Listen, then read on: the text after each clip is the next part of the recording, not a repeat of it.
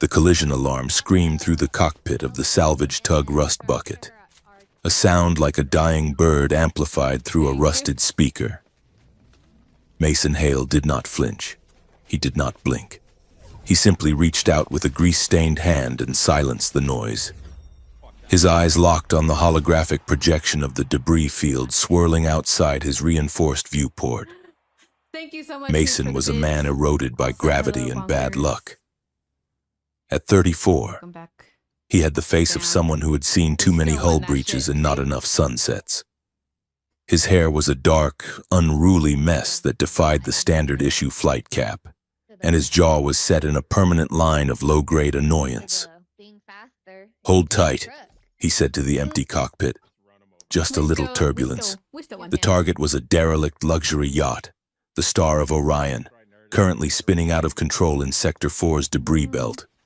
It was a hunk of gold-plated stupidity that had drifted too close to a mining lane, and if Mason did not grapple it within 3 minutes, the automated defense grid of the nearby station would vaporize it to prevent a collision. Vaporization meant zero payout. Zero payout meant his sister, Sarah, would miss her next dialysis treatment. Mason slammed the throttle forward. The Rust Bucket groaned, its ancient thrusters fighting the inertia of the spinning yacht. He feathered the controls, dancing the heavy tugboat through a cloud of frozen waste and jagged metal shards. How's the baby? "Come on, you ugly beauty," Mason muttered. "Daddy needs a paycheck." He fired the magnetic grapples. The cables shot out into the void, silent and deadly, slamming into the yacht's hull with a vibration Mason felt through the soles of his boots. The tug shuddered violently as the weight of the yacht jerked it sideways. Mason fought the yoke, sweat stinging his eyes. He watched the proximity warnings flash from red to amber, then finally to a steady green. Capture confirmed. He exhaled, a long, ragged breath that rattled in his chest. He was alive. The yacht was intact. He would get paid. It was a good day, by the low standards of the orbital slums. As he towed the prize back toward Earth Station Alpha, the comms unit crackled to life. It was not the salvage dispatcher. It was a priority channel, reserved for council business. "Captain Mason Hale," a computerized voice said, "you are ordered to report to Docking Bay 72 immediately upon arrival. This is a mandatory summons from the Department of Integration." Mason frowned. He had paid his docking fees. He had updated his pilot's license. He had even bribed the inspector to overlook the leaky coolant seal on his port engine. "What for?" Mason asked. The voice was cold, clipped, and utterly uninterested in his confusion. "Compliance is mandatory. Failure to appear will result in the forfeiture of your salvage license and immediate freezing of all assets." Mason stared at the radio. Freezing his assets meant freezing Sarah's medical account. He slammed his fist against the console, denting the plastic. "Understood," he said through gritted teeth. "I am coming in." The Department of Integration smelled like ozone and despair. It was located in the upper ring of the station, where the artificial gravity was stable and the air scrubbers actually worked, but the atmosphere was thick with tension. Mason sat in a waiting room chair designed for a human with no spine. On the wall, a massive screen played a loop of government propaganda. A smiling woman with perfect teeth stood in front of a golden wheat field, which Mason knew for a fact did not exist on Earth anymore, and spoke in soothing tones. "The refugee placement measures are a triumph of interspecies cooperation. We welcome our visitors from the Pleiades sector with open arms and open hearts. Together, we build a stronger tomorrow." The image shifted to show alien figures, tall and slender, working happily in factories. The narration turned darker. "However, for the safety of all, integration must be orderly. Unregistered biologicals pose a threat to public health and social stability. Report any unsanctioned sightings immediately. That's Mason rubbed his temples. The galaxy was on fire. 3 star systems had collapsed into civil war after the fall of the dynastic regency, and Earth was one of the few neutral grounds left. The refugees had started arriving 6 months ago, desperate, starving, and terrifying to the average citizen who had never seen anything stranger than a mutated rat. Mr. Hale. Oh shit, his teammate's pissed. Mason looked up. Where's he at? A woman stood in the doorway of an office. She wore a gray suit that cost more than his ship, and her tablet was pressed against her chest like a shield. Oh, yeah. "I'm Director Sato," Oh, she shit. said. I'm going "Come inside." I'm going inside. Mason followed her. The office was Going sterile, under the stairs. white, If you and guys windowless. need me, I'll be here. Sato sat behind a desk made of real wood, a flex of power that made Mason's stomach turn. "Sit," she said. "I prefer to stand," Mason replied.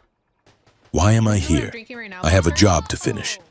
"You have a salvage claim pending for the Star of Orion," Sato said, swiping a finger across her tablet. "Estimated value, 40,000 credits. After taxes and guild fees, you will net 12,000. Mason crossed his arms. Underneath the staircase. "You did the math. It's Congratulations. okay. I only wanted it. Can I I'm go only now?" drinking it because I wanted, like, Sato looked up, her wanted to be expression cheap. blank.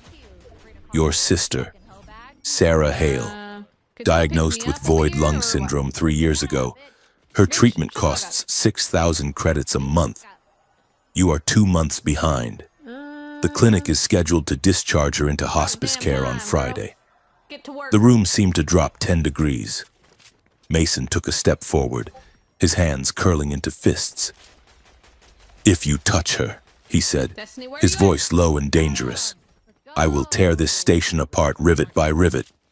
Sato did not flinch. "We are not threatening her. Mr. Hale, we are offering you a solution. The council has identified you as a prime candidate for the Refugee Marriage Integration Program."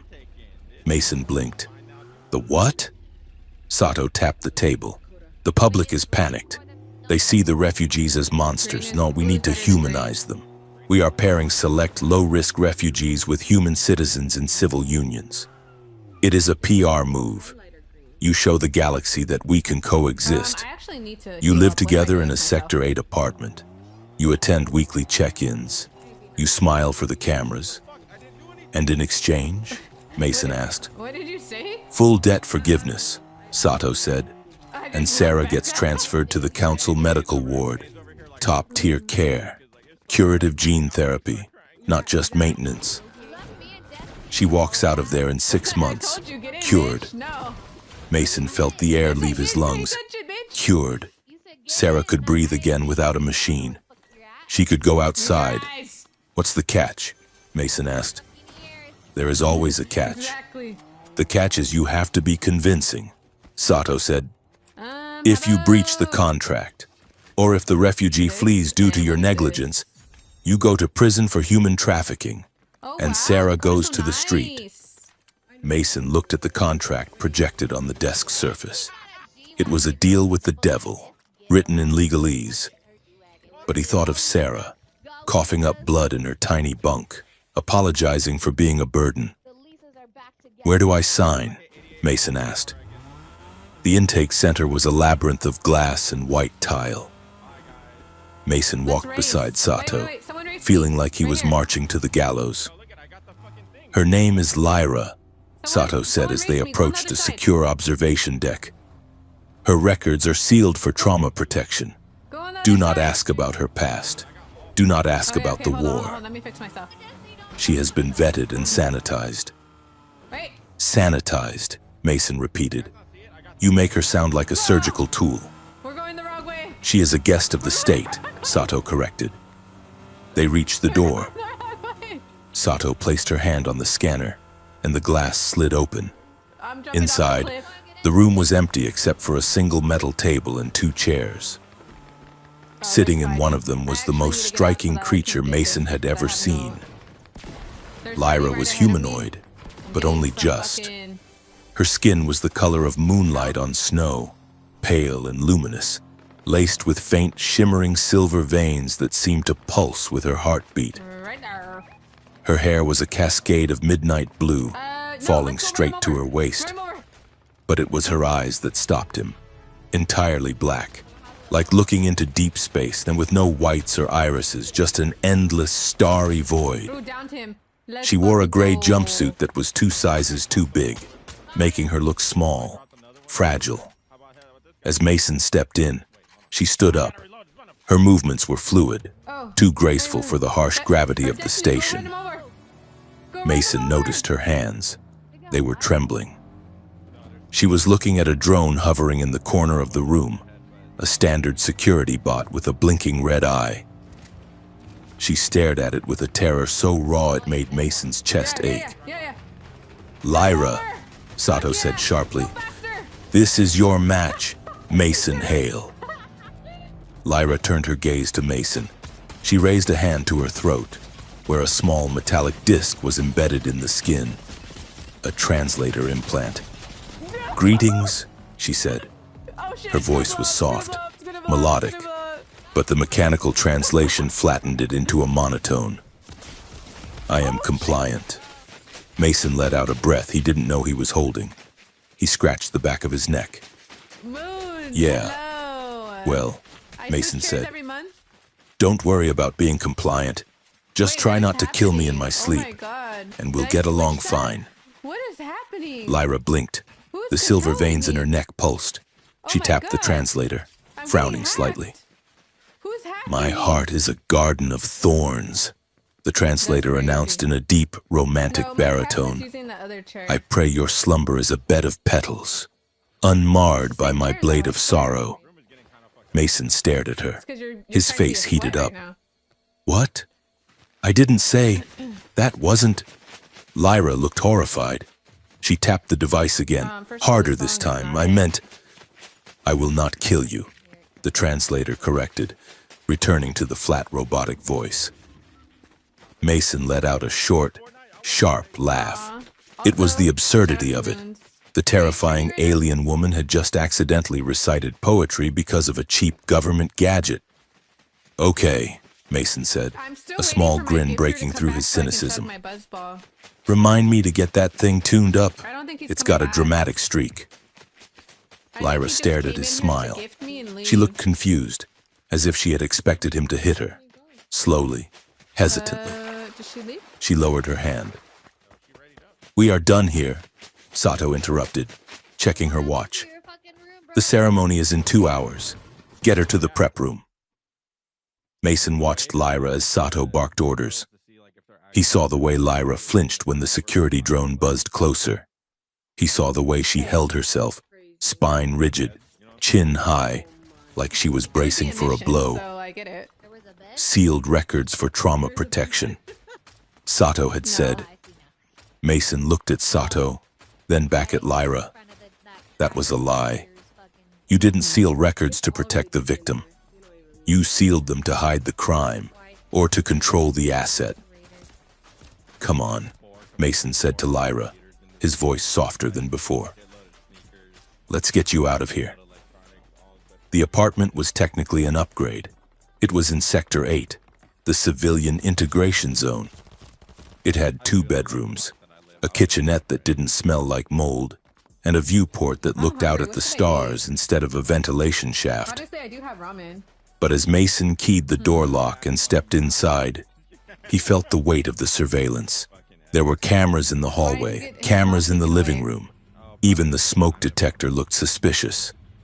"Home sweet home," Mason muttered.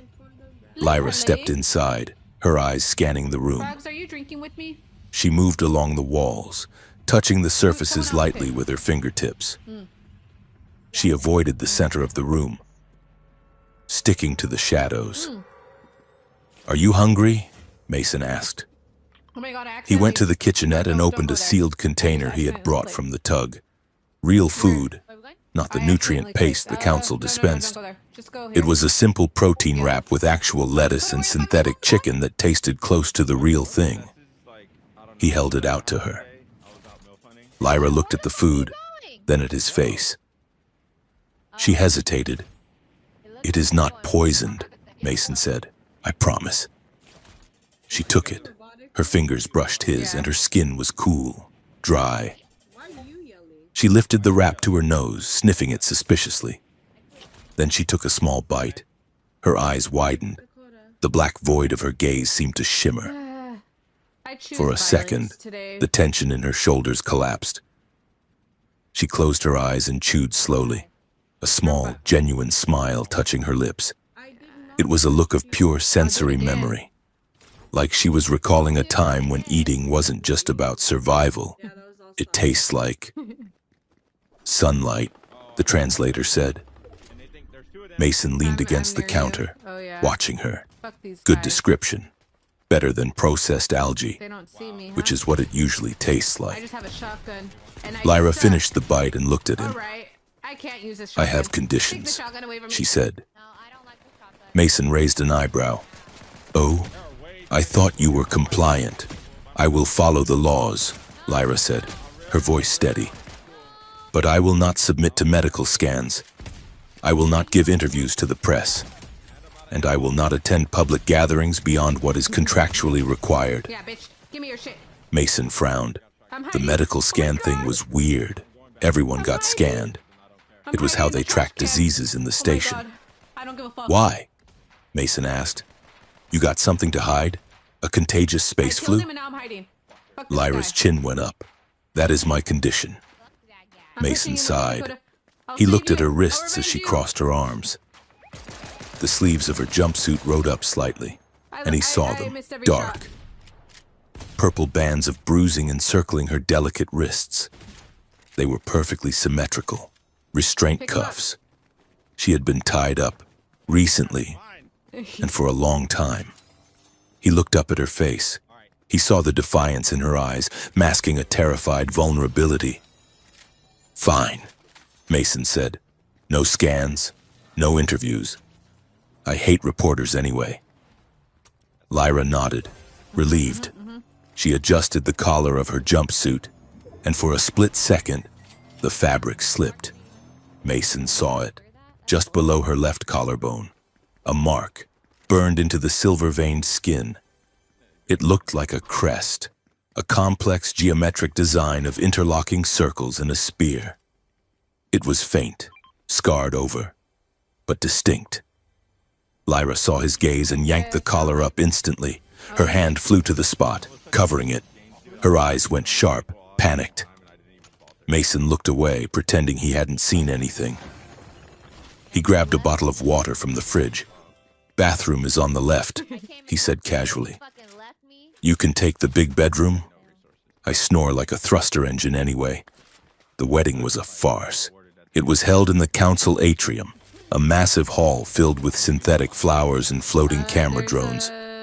Mason wore a rented tuxedo that smelled of mothballs. Lyra was dressed in a shimmering white gown that the integration team had provided. It was beautiful, but it looked heavy, like it was weighing her down. There were flashes of light everywhere. Reporters shouted questions from behind a velvet rope. Director Sato stood to the side, smiling like a shark. "Do you, Mason Hale, take this biological entity as your lawfully wedded partner, in accordance with the Interstellar Integration Act of 2084. The officiant droned. "I do," Mason said. "And do you, Lyra of the Pleiades, take this human citizen?" "I do," Lyra said. Her voice was barely a whisper. "Kiss the bride," a photographer shouted. Mason turned to Lyra. She looked petrified. He leaned in close, keeping his hands on her shoulders. Respectful, distant. "Just for the cameras," he whispered. He pressed his lips to her cheek. It was cold. She did not pull away, but she trembled. As the cameras flashed and the crowd applauded the triumph of diplomacy, Mason pulled back. He looked at the chaos, the fake smiles, the propaganda banners. He leaned toward Lyra's ear, his voice a low mutter meant only for himself. "They sent me a refugee bride from space until I learned she was hiding royal blood." He stopped. Why had he said that? It was a joke. A bitter, cynical joke about how regal she acted despite being a refugee. But as he said the words, a chill went down his spine. The way she held her head, the bruising on her wrists, the burnt brand on her chest. Lyra looked at him, her black eyes wide. She had heard him, but she didn't ask what he meant. She just looked away, toward the stars visible through the atrium dome, as if searching for something she had lost. That night, the apartment was quiet. Mason took the couch. He lay in the dark, staring at the ceiling, listening to the hum of the station's life support. He couldn't sleep. The image of the mark on Lyra's chest kept burning in his mind. He had seen similar markings in history vids, insignias of the old houses, the dynasties that had ruled the outer systems before the Regency fell. But those houses were dead, executed. A sound came from the bedroom, a gasp. Mason sat up. "No!" Lyra's voice cried out. It was muffled, panicked.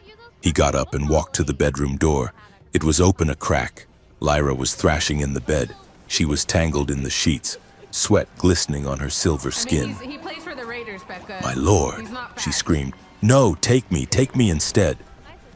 She was speaking English, but the accent was different, thicker, more guttural. The translator was active even in her sleep. I have a little head and a big head, okay? Mason pushed the door open. "Lyra, wake up!" What's over there? She sat up with a violent gasp, her chest heaving.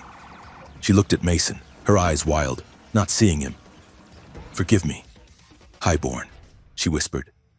I failed. So I actually was Mason trying froze. To figure out, do you think this Highborn. weekend I should figure out how to stream Then on the Lyra other blinked. app? The reality of the room crashed in on her.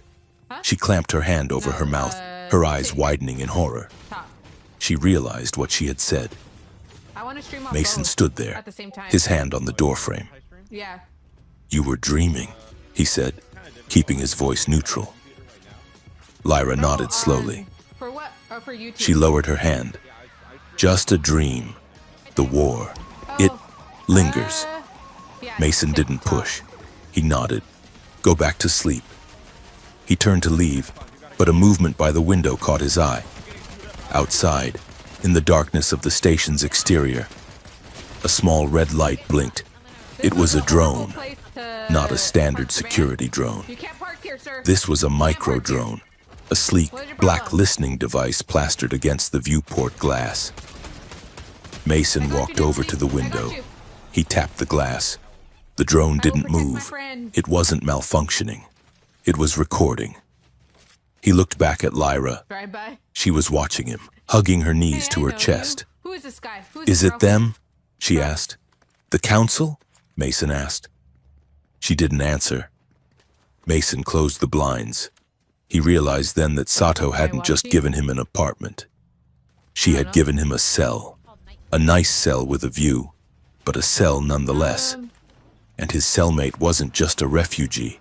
She was a target. 3 hours later, the silence of the apartment was shattered. Mason woke up to a sound that shouldn't be there. The hiss of a pressurized canister. Oh, yeah, you are fine. Okay. He rolled off the couch, Wait, Dakota, come his here. instincts from years of flying in dangerous space taking over. He grabbed the heavy wrench he kept in his flight bag and moved toward the bedroom. The door was open. The Inside, D-pad. a figure was standing over Lyra's bed. It was a silhouette, then. clad in black, holding a medical injector gun. Lyra was asleep, motionless. "Hey," Mason shouted. The figure turned. It wasn't a human. It was a humanoid drone, a medical service bot that had been overridden. Its eyes glowed a hostile red. "Patient requires sedation." The bot droned. Cool. "Lethal dosage authorized." Mason didn't wait. He lunged. The bot was strong, metal and hydraulics, but Mason was desperate. He swung the wrench with both hands, aiming for the bot's head. Clang! The impact crumpled the bot's sensor array. The machine staggered Look at back, this one, wait, look at the this one. injector hissing as it sprayed a clear liquid into the air. Mason swung again, hitting the bot's knee joint. The machine collapsed. Mason jumped on top of it. smashing the wrench into its central processor until the red light died and the metal stopped twitching. He stood up, breathing hard, his knuckles white. Mason? Lyra was sitting up in bed. She was staring at the smashed robot, then at Mason.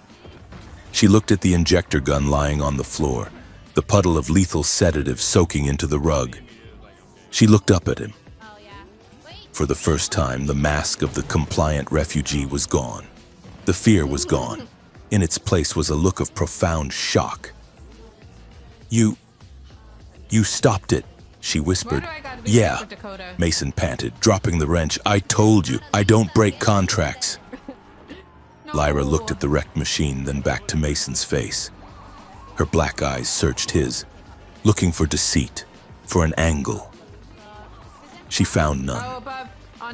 Slowly, she swung her legs out of bed. She stood up and walked over to him. She didn't touch him, but she stood close enough that he could feel the heat radiating from her skin. They found me, she said quietly. Who? Mason asked. Lyra looked at the door. Everyone. Mason looked at the dead bot. He looked at the woman with the silver veins and the nightmares of royalty. He realized his life as a simple tugboat pilot was over. Well, Mason said, picking up the wrench again. Let them come. I'm not done with my job yet. Lyra looked at him, and for the first time since he met her, she looked at him not as a captor, not as a human, but as an ally. Thank you, Mason, she said. And this time, she didn't need the translator to make it sound like poetry. The gratitude was real.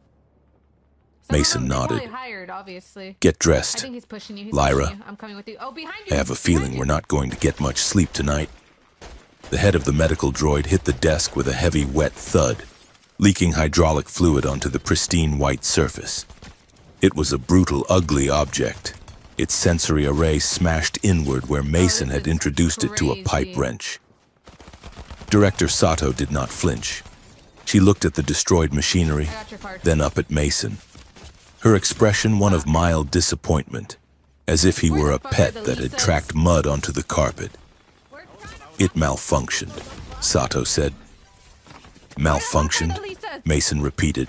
The word tasted like copper in his mouth. It tried to inject a lethal dose of sedative into my wife. That is not a malfunction, Sato. That is an assassination attempt. Sato sighed and tapped a holographic interface floating above her desk. Mr. Hale, you are experiencing the stress of integration. It is common. Refugee technology is incompatible with our systems. The droid likely misidentified her biosignature as a hazardous waste leak. It happens. Mason leaned over the desk, his knuckles white as he gripped the edge. Don't give me that, he said, his voice a low growl. It spoke. It said lethal dosage authorized. It knew what it was doing. Sato stood up, smoothing the front of her gray suit. Refugees often project their trauma onto their surroundings, she said coolly, and their partners, in an effort to bond, often adopt those delusions. We call it sympathy paranoia. Do not romanticize her. Mason, she is a biological entity displaced from a war zone. She is unstable. If you continue to encourage these fantasies of persecution, we will have to reassess your suitability for the program. And we will have to reassess your sister's placement in the medical ward. The threat hung in the air, cold and absolute. Mason stared at her, measuring the distance between his fist and her jaw, calculating the cost. The cost was Sarah. The cost was always Sarah. He straightened up, forcing his hands to unclench. Fine, Mason said. A malfunction. Get it out of here, Sato said, gesturing to the droid head. And take your wife to the orientation gala on Friday. Attendance is mandatory. Mason returned to the apartment with a bottle of cheap whiskey and a bag of takeout noodles. Just go He to found her. Lyra Okay. sitting on the floor in the living room, surrounded by the disassembled components of the toaster. She had taken it apart and was currently examining the heating element with the focus of a bomb disposal expert. She looked up as he entered. "This device is inefficient," Destiny, let me hear your she voice. said. Not for Dakota, for me. "The thermal distribution is uneven. It makes toast." "Lyra," Mason said, dropping the food on the counter. "It doesn't need to be efficient. I heard her voice It just needs to make bread hot." once. Okay. He poured himself a drink, at the end. ignoring the glass and drinking straight from the bottle. It was like really The quick. burn of the alcohol felt good. It grounded him. "They said was it it was a you? malfunction," Mason said. Okay, Lyra where we did not look surprised. Okay. She slotted a spring back into the Where we- toaster's chassis. Where are we "Of dropping, course they like- did," she said. "If like they right admit here? it was an attack, they admit they cannot control their own facility. Or worse, they admit they ordered it." Mason looked at her. That's a lie. She was wearing one of his old flight shirts, Dude, which hung off her I frame love like a this tent. song. She looked small, I love harmless, this song. but he remembered the way she had looked at the dead droid, calculating, fierce. "Sato said I shouldn't romanticize Why you," did him? Mason said. "Said you're unstable." That's supposed to be Lyra paused. Your She picked couple up a thing. screwdriver, It's you two. twirling it between her long, silver-dusted fingers. "I am many things, No, Mason," she said. Well- "Unstable is not one of them. Come here. originally It's supposed to just be them. I want to show you something." Mason walked over. Lyra tapped the metal disc Sometimes embedded maybe, in her like, are you throat. going- Dude, Her you eyes were went kinda right on distant, that. the starry blackness swirling like a nebula. "The implant is not just for translation," she said. I don't know. "It is a maybe recorder, not, since she thinks a black everyone's box for the probably living. automatically We going call them to memory find it. echoes." Uh, She reached out and touched Mason's hand. Suddenly, the room was gone. Mason was standing on a balcony made of white stone, overlooking a city of glass spires that burned. The sky was purple, choked with smoke. wait, Dakota, Ships, come here really quick. massive, Wait, jagged wait, shapes Becca, you descended from the clouds, raining fire. Where are you? He could feel the heat. I want to see He what could it smell the is. burning ozone and the scent of flowers turning to It's ash. just like snowballs. He heard I don't want screaming, this shit. a sound so loud it vibrated in his teeth. Oh, it turns, Then, a voice, not Lyra's, a deeper voice, commanding and terrified. "Run, Die. child, do not look back. Carry the name." The vision snapped off. Mason gasped, stumbling back against the counter. He was back in the apartment. The toaster was in pieces on the floor. Snowman. Lyra was watching him, her face pale. "What was that?" Mason asked, his heart hammering against his ribs. Fuck that bitch. "That is what I fled," Lyra said softly. "That is the fall of the high city. I carry it with me. Every scream, Oh, your every gun's right here. death. Sato calls it instability. I call it evidence." If you want it. Mason looked at her, really looked at her. He saw the weight she was carrying, a burden of history that would have crushed a lesser person. "Okay," Mason said. "You made your Yeah, I feel point. like it's fucking You're not crazy." stupid. Lyra turned back to the toaster. "Thank you," I need, she said. "Now, explain to me why this machine requires a setting for bagel." "What is a bagel?" Over the next 3 days, the apartment became a strange sort of sanctuary. They were two prisoners sharing a cell, circling each other, testing the boundaries of their forced proximity. Mason learned that Lyra had a fascination with scars. I like One to evening, throw while in he a was room changing and the walk. dressing on a burn he had gotten from a plasma manifold years ago, she asked to see it. Yeah. It's okay. She traced the jagged line on his forearm with a cool fingertip, asking the story behind it. When he told her it was from a bar fight over a rigged card game, she didn't judge him. She just nodded, as if violence was a universal language she understood perfectly. In return, You're bringing Mason your work found to himself Fortnite, fascinated by her fear, literally. or rather, You're right. the lack of it. She flinched at drones. Yes, You going? She jumped at sudden the 28th? noises. What's the 28th? but when they sat on the balcony and looked out at I'm the not vast, excited for the crushing 28th. emptiness of space, she was calm. Most people felt small looking at the void, Lyra looked at it like she was greeting an old friend. But there was friction, too.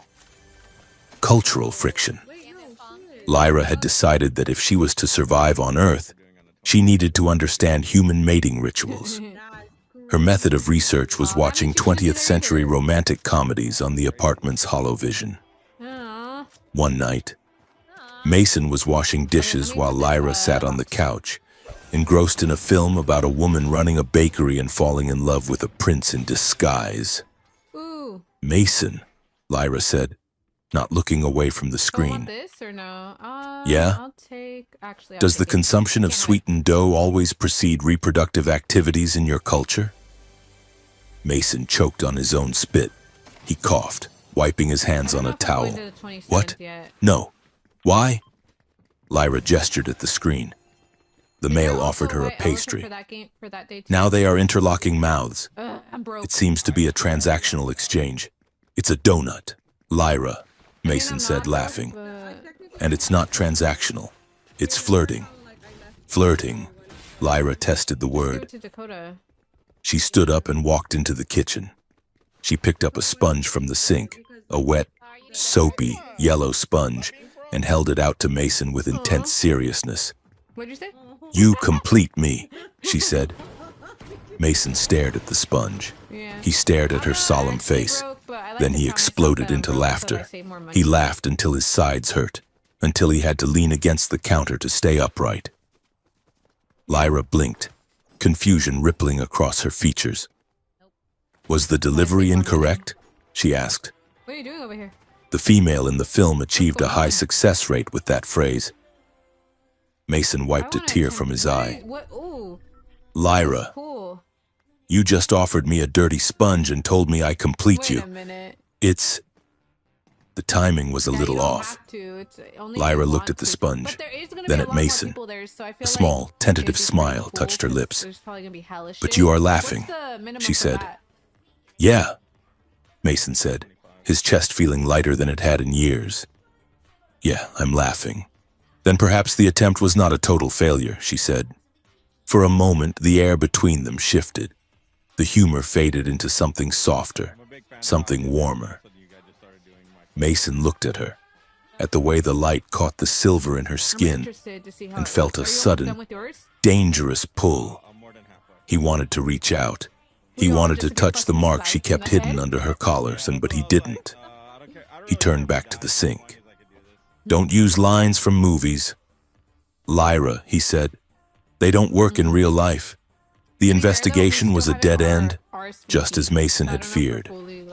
He spent his nights in the cockpit of the Rust Bucket, supposedly running diagnostics, but actually using his old encrypted channels to dig into the council's database. You should be done by now. No. He called in favors from data brokers he had smuggled for, hackers who owed him money, and even an old ex-girlfriend who worked in archives.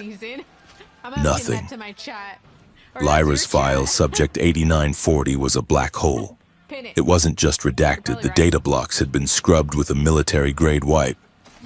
It was the kind of erasure that cost millions of credits. On the night before the gala, Mason sat in the cockpit staring at the empty screen. Someone high up wants you to be a ghost, he muttered. He went back to the apartment. Lyra was waiting for him, sitting by the window. You found nothing, she said. It wasn't a question, it's wiped, Mason confirmed. Clean. Whatever name you had before, whatever title, it doesn't exist in the system. Leave Dakota behind. Lyra touched her collarbone. Names can be erased, she said. Blood cannot. She looked at him, her expression guarded. There is a rule in my culture, Mason, the high families. We are not identified by DNA or retina scans. Those can be forged. We are identified by the crest. It is a living biometric sigil. It grows with us. It responds to our specific bioelectric resonance. It cannot be copied. It cannot be removed without killing the host. She hesitated, her hand hovering over the fabric of her shirt. Mason waited. He didn't push. She dropped her hand. I cannot show it to you, she said. She's gonna be dunking Not yet? basketballs for you. Mason She's like, nodded, "Here, I got you." hiding his disappointment. I get it, he said. Trust is earned. It is not about trust, Lyra said quietly. It is about safety. Once you see it, you become an accomplice to treason against the Regency. Ignorance is your only shield. I think she Mason does have laughed, an accent, a dry, honestly. humorless sound. Lady, I'm married to you. I'm already holding the shield. We might as well see what we're defending. Lyra didn't answer. She just turned back to the window, watching the stars spin. The council gala was an exercise in excess.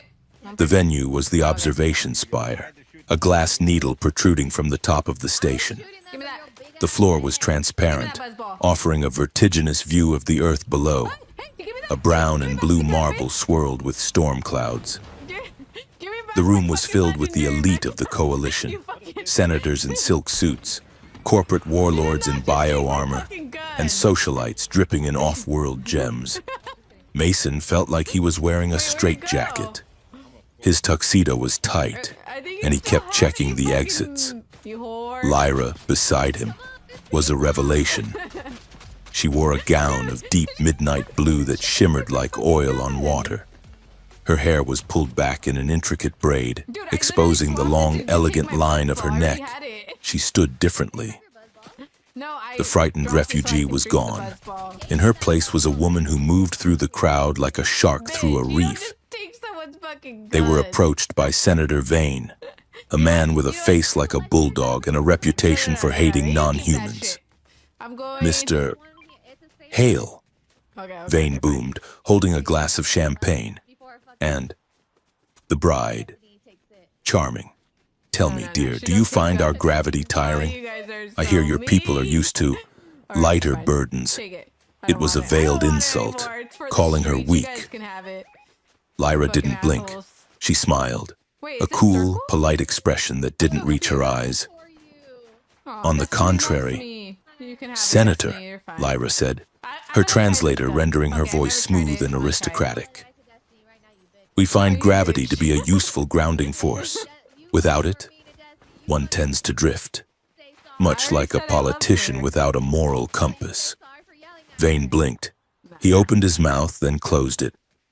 A few people nearby chuckled. Okay, let me try this. Lyra one, 'cause took a I've sip never of even water. actually tried it, so. Looking bored, Mason stared at her. Who are you? He thought. She wasn't just surviving. She was dominating. I also have the She big read the jug room that with I a can put out predator's for all of instinct. us if we need She it, knew so, who to you know. flatter, who to ignore, and who to intimidate. She spoke 3 languages before they even reached the buffet. Mason leaned in. You're good at this, Open this he box muttered. right here. Too good. Lyra didn't look at him. She kept smiling at a diplomat.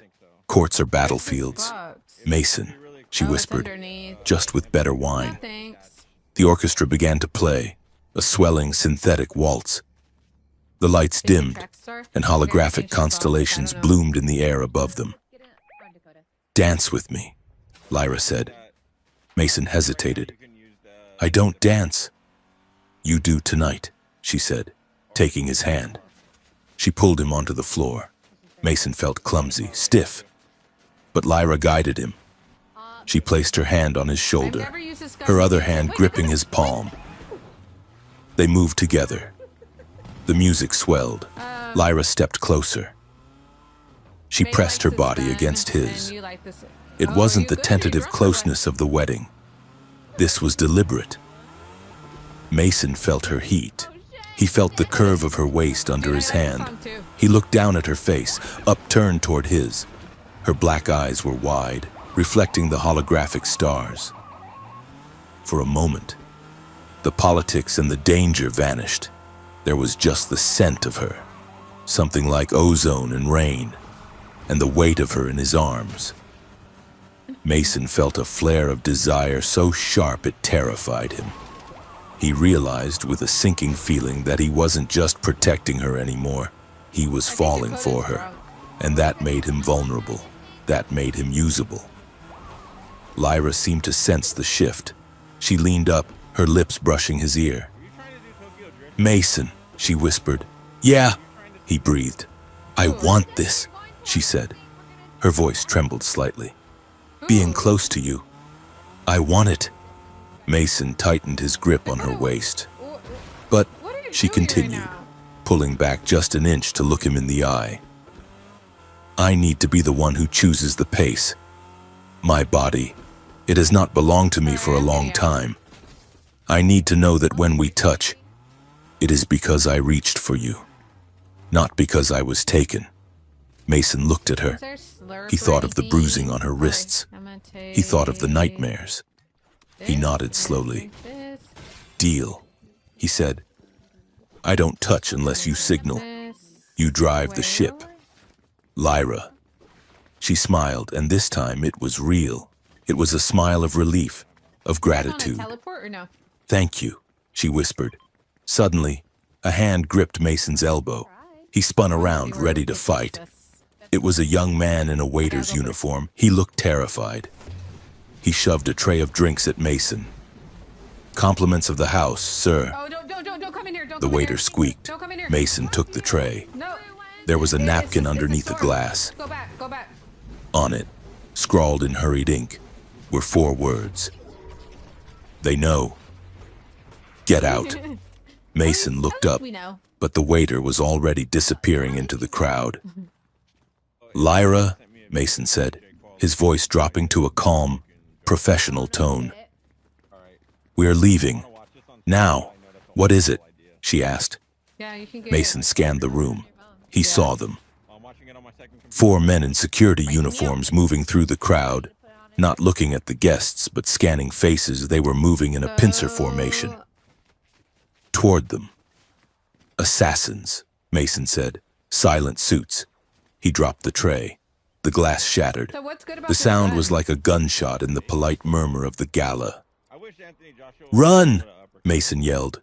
He grabbed Lyra's hand and pulled her toward the service exit.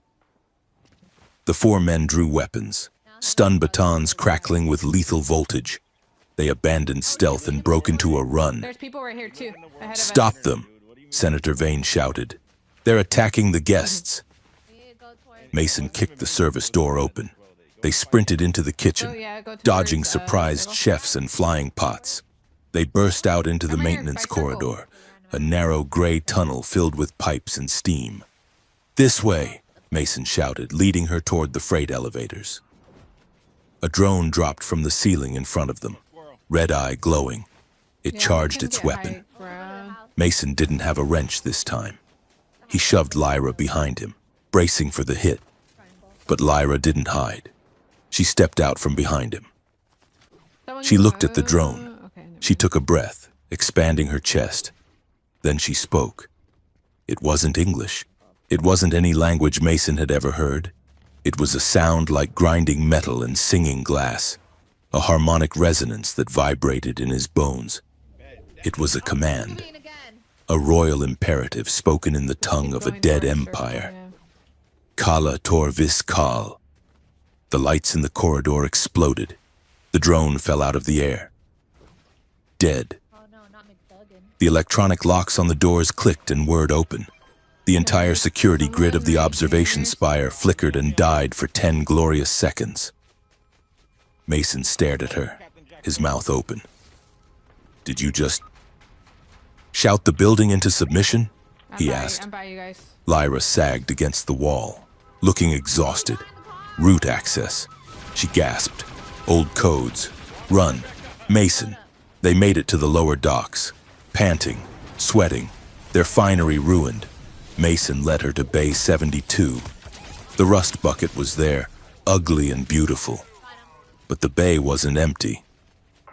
3 mechanics were playing cards on a crate near the landing gear. Jax, a giant of a man with a cybernetic arm.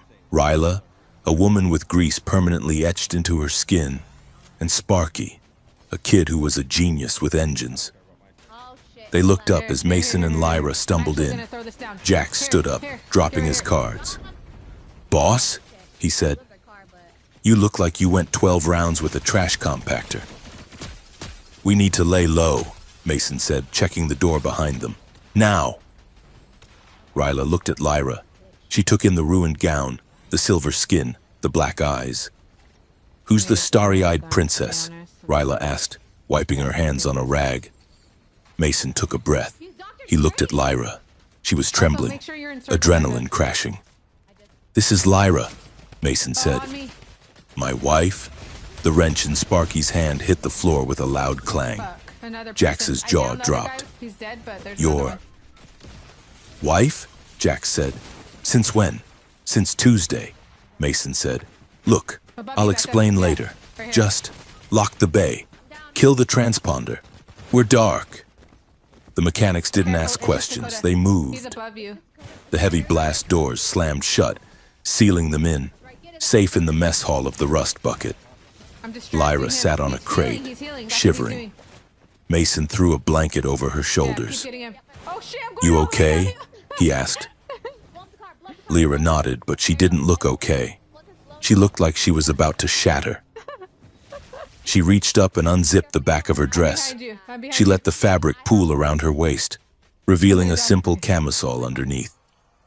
But Okay, it I'm was gonna get what up, was on her fucking skin that heal made hella Mason quick stop behind this breathing. rock. The crest on her collarbone was no longer faint. It was glowing. It pulsed with a soft, I'm healing right now. bioluminescent blue Hold on, light, I need to heal. beating in time with her heart. It was a complex, intricate design, a spear piercing 3 suns. It have was a jetpack. beautiful Do you and have one? terrifying. It looked alive. Okay. Well, not "You yet. asked to Oh, see I it," guess. Lyra whispered. Okay. Mason stared at it. That's not a tattoo," he said. "No," Lyra said. "It is a birthright." She looked up at him, It's okay. tears welling in I her can't black yet, eyes. I can't. "I am not just a You have to refugee, wait. Mason. Hold down.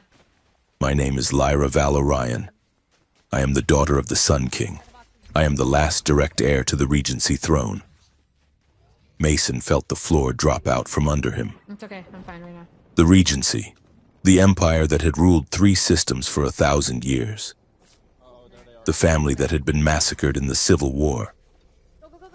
"Everyone thinks you're dead," Mason said. "I was supposed to be," I need to Lyra fix my said, gum, girl. "but I survived. And now, All right. the Regent, the man who killed Yes, I my did, father, on the knows floor. I am What the here." fuck? She gripped Mason's I hand. needed to pick Her up a grip was potion. desperate. What do you mean? "If he finds me, he will not just kill me. He will either force me to marry his son to legitimize his rule, or he will cut me out of history entirely. He will burn this station. He will burn your earth, just to get to me." Oh, is it you or me? Mason looked at the glowing mark. He looked at the woman he had married for a debt waiver. He realized then that the debt was much, Dude, we're much doing larger than money. "So," Mason said, his voice steady despite the chaos in his mind, good. Dude. "we have a king Someone give me to a overthrow." fucking reason to chat- Lyra looked at him, surprise dawning on her face. We just fucking won. "You will help Nah. me?" she asked. "Even knowing this?" How much- Mason reached out and gently pulled the blanket tighter around her shoulders. "I signed a contract. Lyra, sickness and health, richer and poorer, The refugee Lisa and slash queen." Kim always died. He gave her a crooked, tired No, grin. You're doing good, Destiny. "Besides, I hate bullies. And this Regent guy sounds like the biggest bully in the galaxy." Lyra let out a sob that turned into a laugh. She leaned her forehead against his Keep your chest. fucking money, bro. "Thank you," she whispered. "Don't thank me yet," Mason said, looking out the viewport at the stars. "Part 3 is the hard part. We have to get off this rock." The Rust Bucket was a good ship for hauling garbage, but it was a terrible ship for outrunning a galactic superpower. Mason knew this. He stood in the grease-stained hangar of Docking Bay 72, looking at his beloved tugboat with a mix of affection and regret. "We cannot take her," Mason said, wiping his hands on a I rag. got BK. "She tops out at sublight point 4. If we try to run the blockade in that, I don't really we like will be BK, space but dust before we clear the gravity well." I didn't buy it, so I'm gonna eat. Lyra stood beside him, still wearing the mechanic's coveralls Ryla had found for her. They swallowed her slender frame, but she had rolled up the sleeves, Which one do you pick? Where do you exposing want the to faint silver shimmer of her skin. "Then what do we do?" Lyra asked. "We cannot stay here. The station is searching for us." Mason turned to look at the far end of the bay, where a sleek, matte black vessel sat behind a security force field. It was a courier ship, a Kestrel-class interceptor used for high-priority diplomatic mail. It had engines that cost more than the entire slum sector Mason lived in. "We steal that," Mason said, pointing. Sparky, the young genius mechanic, popped his head out from a ventilation duct above them. "The Peregrine?" Sparky squeaked. "That belongs to the diplomatic corps. It has biometric locks, voice print ignition, and a personality matrix that hates strangers." "Can you crack it?" Mason asked. Sparky grinned, showing a gap in his teeth. "Is the vacuum of space cold? Give me 5 minutes." The heist was not elegant. It was a frantic, sweaty mess of bypassed circuits and brute force. Ryla and Jax created a distraction by overloading a fuel pump in the adjacent bay, filling the corridor with thick white smoke and blaring alarms. Security drones swarmed away from their sector, screeching about fire containment. Inside the bay, Sparky was typing furiously on a datapad hardwired into the Peregrine's access panel. Come on," he muttered. The force field flickered and died. "Go!" Sparky yelled. Mason grabbed Lyra's hand and they sprinted across the deck. The ramp of the courier ship hissed open. They scrambled inside, the interior smelling of new leather and ozone, a sharp contrast to the stale oil smell of the rust bucket. Mason jumped into the pilot's seat. It molded to his spine, the interface lighting up with 1,000 data points. "Strap in," Mason shouted. Lyra buckled herself into the co-pilot seat. She looked pale. Over here. Mason punched the ignition sequence. The engines roared to life, a high-pitched whine that vibrated in his teeth. He slammed the throttle forward. The Peregrine shot out of the docking bay like a bullet, shattering the magnetic atmospheric shield. Debris and ice crystals scattered in their wake. "Warning," the ship's computer announced in a polite British accent. Downed one. "You are leaving designated flight That's lanes. crazy. I Please do it. return to..." I take damage? Okay, cool. "Mute," Mason commanded. He yanked the yoke back. The G-force hit them like a physical blow, pressing them into their seats. They arced away from the station, threading the needle between two massive cargo freighters to mask their signature. Behind them, the station's defense grid lit up. Green bolts of plasma streaked through the void, burning silent trails in the darkness. Oh, shit. "Hold on," You can do it, Mason you can gritted do it. out. "We are jumping." He armed the hyperdrive. I downed The him. stars outside the viewport stretched into long, white lines. Yep. The ship shuddered, Yeah. then vanished into the slipstream, leaving the station and the hunters far behind. Why am I getting so Hyperspace many, was quiet. people It trying was to a tunnel of tell me shifting fucking violet words? light, isolating them from the rest of the universe. Mason unbuckled his harness and floated upward. The artificial gravity generator on the courier ship was I don't know glitchy, why. likely why it had been in the shop, and it kept cycling on and You have to off. hold down triangle. Or, Right yeah, now, triangle. It was You have to hold off. it down. He spun slowly in the air, grabbing a handhold. Oh, maybe "We are because I clear," have his card, he said. but I'm not complete. I guess I "For have now." well, He 'cause looked I'm down so- or across at Lyra. She was gripping the armrests of her chair, her knuckles white. Okay. Her face was a shade of green I that don't think clashed so. with the silver veins in her skin. "You okay?" Mason asked. Lyra swallowed hard. What the "I fuck, am no? accustomed to gravity plating," she whispered. "This... floating. It is unnatural. My stomach believes I am falling." Mason chuckled, pushing himself off the ceiling to drift near her. "It's just 0G. Princess, Oh, it's doing you it, get it's used to doing it. Try to focus on a Yeah. fixed point, Yeah. like my dashing good looks." Lyra turned her head slowly to look at him. Her eyes were watery, but a spark of her sharp wit broke through the nausea. "I am trying to stop vomiting." "Mason," she said, "looking at your face is counterproductive to that goal." Mason laughed, a genuine loud sound that surprised him. "Ouch," he said, grinning. Where's that guy? "Remind me to I leave you on the can next buy him. asteroid." Where'd he fucking go. Oh, The banter felt I'm gonna go good. get him. It was a shield. We need him. A way to pretend they weren't fugitives carrying a secret that could dismantle an empire. But the moment didn't last. A warning klaxon blared. The red emergency lights bathed the cockpit in blood-colored hues. Oh, Warning, 1,000, the computer 342. said. How much do I have? Life support failure in Section B. Wait, I have Oxygen that. Wait, recycling what do I have? offline. Carbon dioxide levels How rising. can I hire? Mason swore. Okay, I He got kicked him. off the bulkhead, swimming through the air toward the engineering panel. "It's the scrubbers," he shouted. They were not prepped for a jump. "We are venting atmosphere." Lyra unbuckled, fighting her nausea. "What do we do?"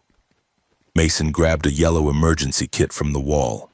He pulled out a rebreather mask attached to a small tank. "There is only one emergency unit," he said.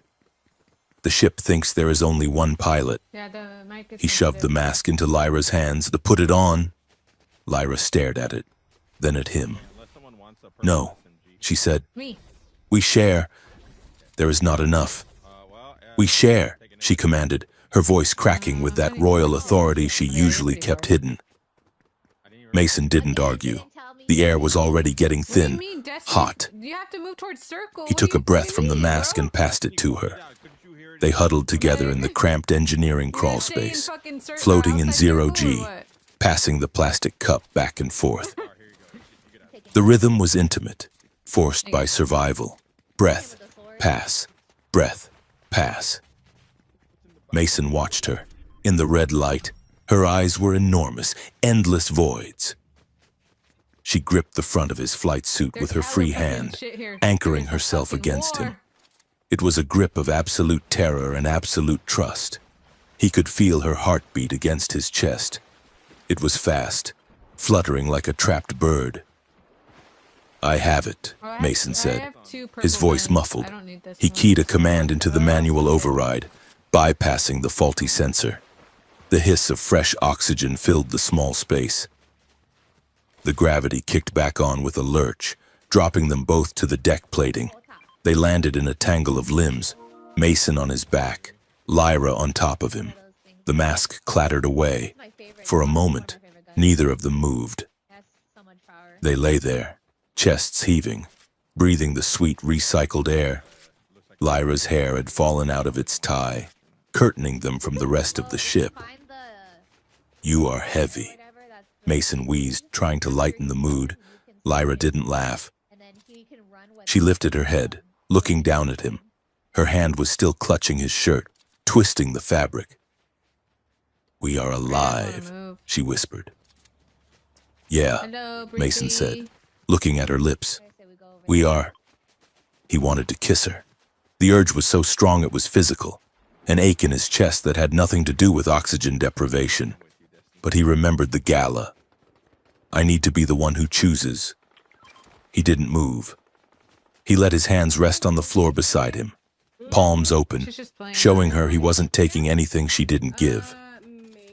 Lyra searched his face. Oh, right here. She saw his restraint. She took a ragged breath and rolled off him, sitting up against the bulkhead. "Thank you," she said softly. Mason sat up, rubbing the back of his neck. "Don't mention it.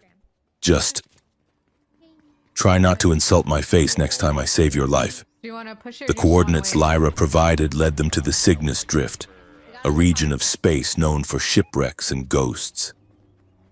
They dropped out of hyperspace in front of a massive, rotating structure. It was a station, but it was dead. The metal was pitted and scarred, the windows dark. I wasn't pushing. It hung in the We void can- like a bleached skull. "Station 9, Lyra said, her voice hollow. They called it a processing hub.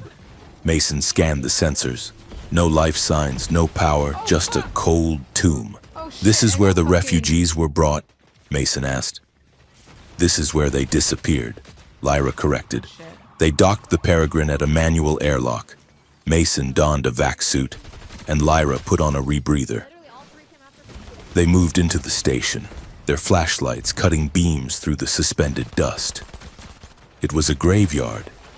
The main concourse was filled with rows of intake pods. Small, coffin-like clear plastic shells. They were empty now.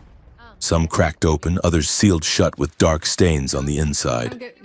Lyra walked through the rows, her hand trailing over the plastic.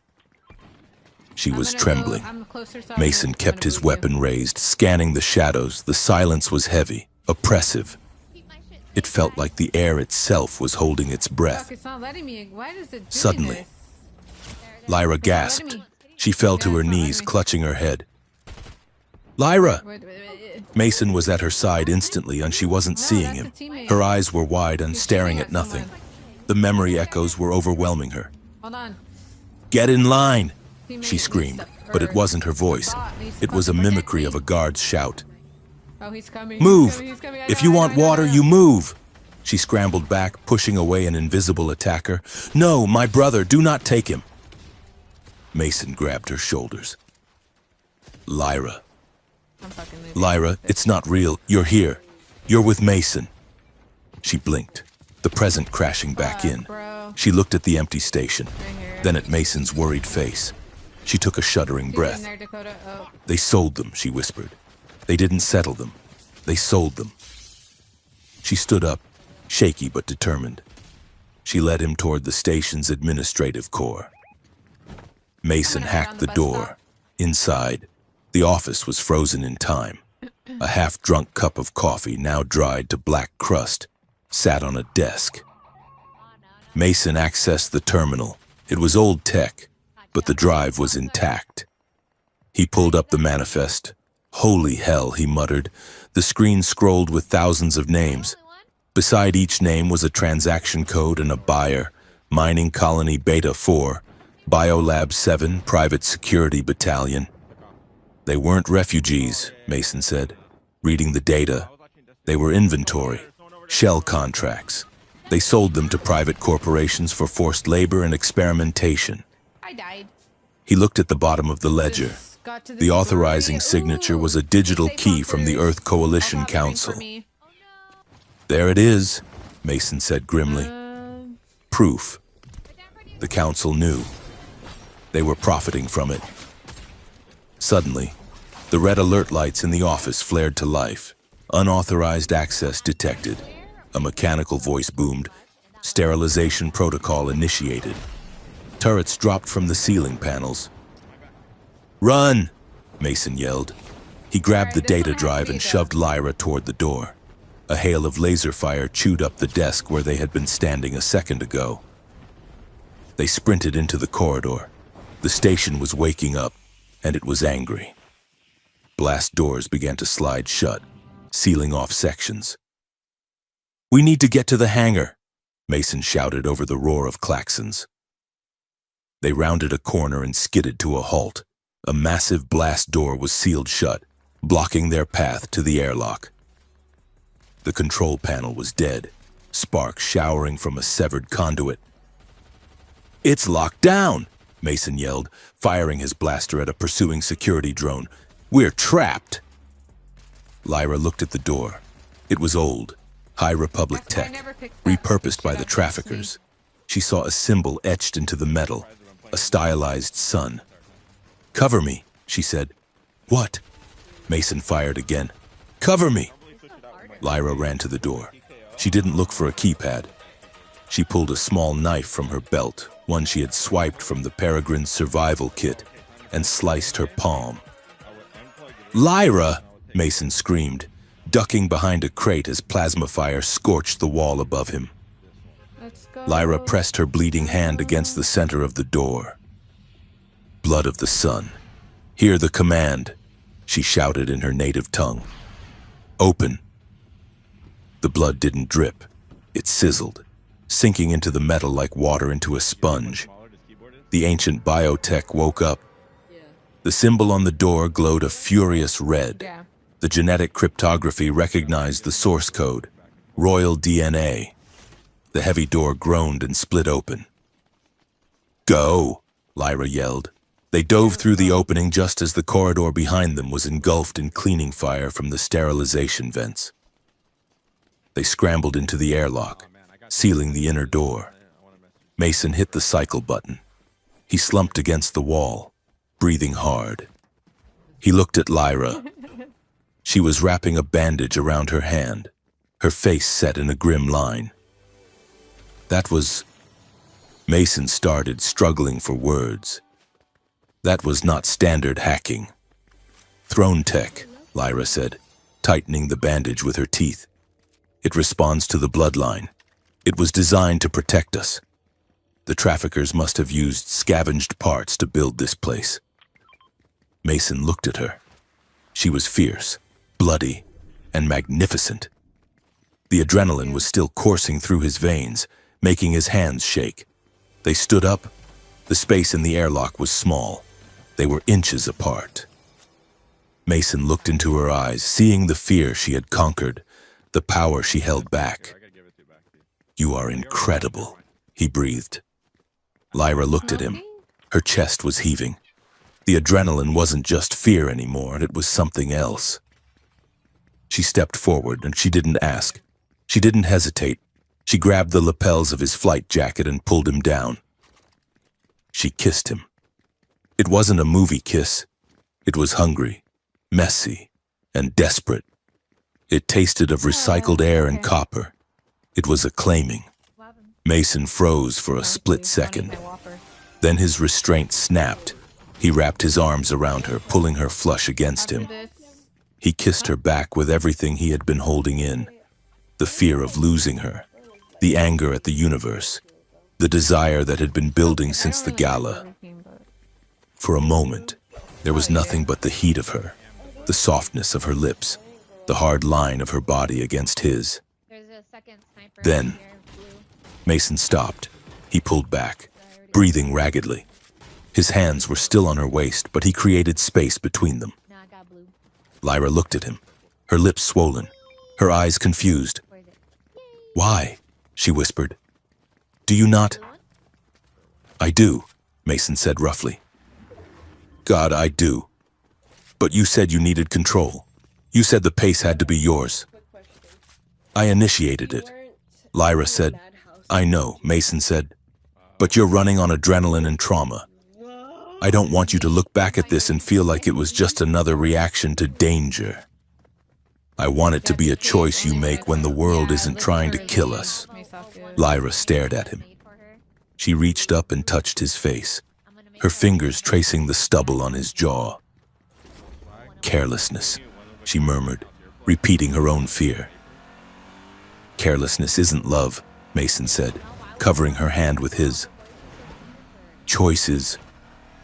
Lyra closed her eyes for a moment, leaning her forehead against his chin. "You are a difficult man to argue with." Mason Hale. "I try," he said. "Now let's get the hell out of here before the station decides to vent us into space." They needed a place to hide, and they needed someone who could read the encrypted data on the drive without alerting the council. Mason punched in coordinates for the Vergara asteroid belt. "We are going to see Rook," Mason said. "Who is Rook?" Lyra asked, cleaning the soot from her face. "He's a smuggler, a thief, and the best antique dealer in the sector. If anyone can decode those old shell contracts, it's him." "Is he trustworthy?" "He owes me money," Mason said. "That's better than trust." Rook's ship, the Gilded Cage, was docked inside a hollowed-out asteroid. It looked less like a spaceship and more like a floating museum. The hull was painted gold, and the interior was draped in velvet and silk. Captain Rook met them at the airlock. He was a man who wore too many rings and a coat that looked like it belonged to a pirate from a romance novel. He had a crooked smile that suggested he knew exactly what you were thinking and found it adorable. "Mason," Rook boomed, spreading his arms. "You look terrible. Did you lose a fight with a trash compactor?" "Something like that," Mason said. "Rook, we need help." Rook's eyes slid to Lyra. He looked her up and down, not with lechery, but with the appraising eye of an art collector. "And who is the exquisite creature?" Rook asked, stepping closer. "I didn't know you dealt in rare porcelain." a jetpack. Are Mason, you guys picking them up? Lyra We should all stiffened. have one. I am not porcelain. Have one yet. Rook laughed. There's like 2, Feisty. 3. I like it. Come in. Come in. Don't bleed on the carpet. They sat in Rook's lounge, surrounded by stolen statues and cases of vintage wine. Mason explained the situation, the condensed version, the council, the refugees, the drive. Rook listened, sipping a glass of blue liquid. He looked bored until Mason mentioned the throne tech. Then, Rook went very still. He set his glass down. Throne tech, Rook repeated. You accessed a High Republic lock? Lyra hesitated. She looked at Mason, and he nodded. You broke it, now Yes. shit in peace. Lyra said. Rook stood up. He walked over to Lyra. His playful demeanor was gone. His eyes were sharp, intelligent. I got him. Show me, he said. Lyra pulled down the collar of her coveralls, revealing the crest. It was still pulsing faintly from the interaction with the door. Rook stared at the mark, the spear and the 3 suns. He didn't say anything. He slowly sank to one knee. He bowed his head, placing his fist over his heart. My lady, Rook said. I'm going here. His voice was completely stripped of irony. I thought your line was extinguished. I'm going here. Lyra flinched. She pulled back into the sofa, looking like he had pulled a gun on her. Get up, she hissed. Do not do that. Rook looked up. You are the daughter of the sun, he said. My grandfather served in the Royal Guard. This ship, the Gilded Cage, it holds artifacts I saved from the burning of the capital. I have been waiting for a sign that someone survived. Mason looked at Rook, then at Lyra. Well, Mason said dryly, I guess he doesn't owe me money anymore. With Rook's help and his fanatical devotion, they decrypted the drive, but the ledger was only half the story. It pointed to a location, the archive moon of Namasan. It is a repository for banned history, Rook explained as he piloted his gaudy ship through a nebula. The council deletes digital records, but on Namasan, everything is analog, paper, film, tape. They can't wipe it remotely. They landed on the moon, a gray, dusty world dotted with bunkers. The archives were vast, cold vaults filled with the smell of decaying paper.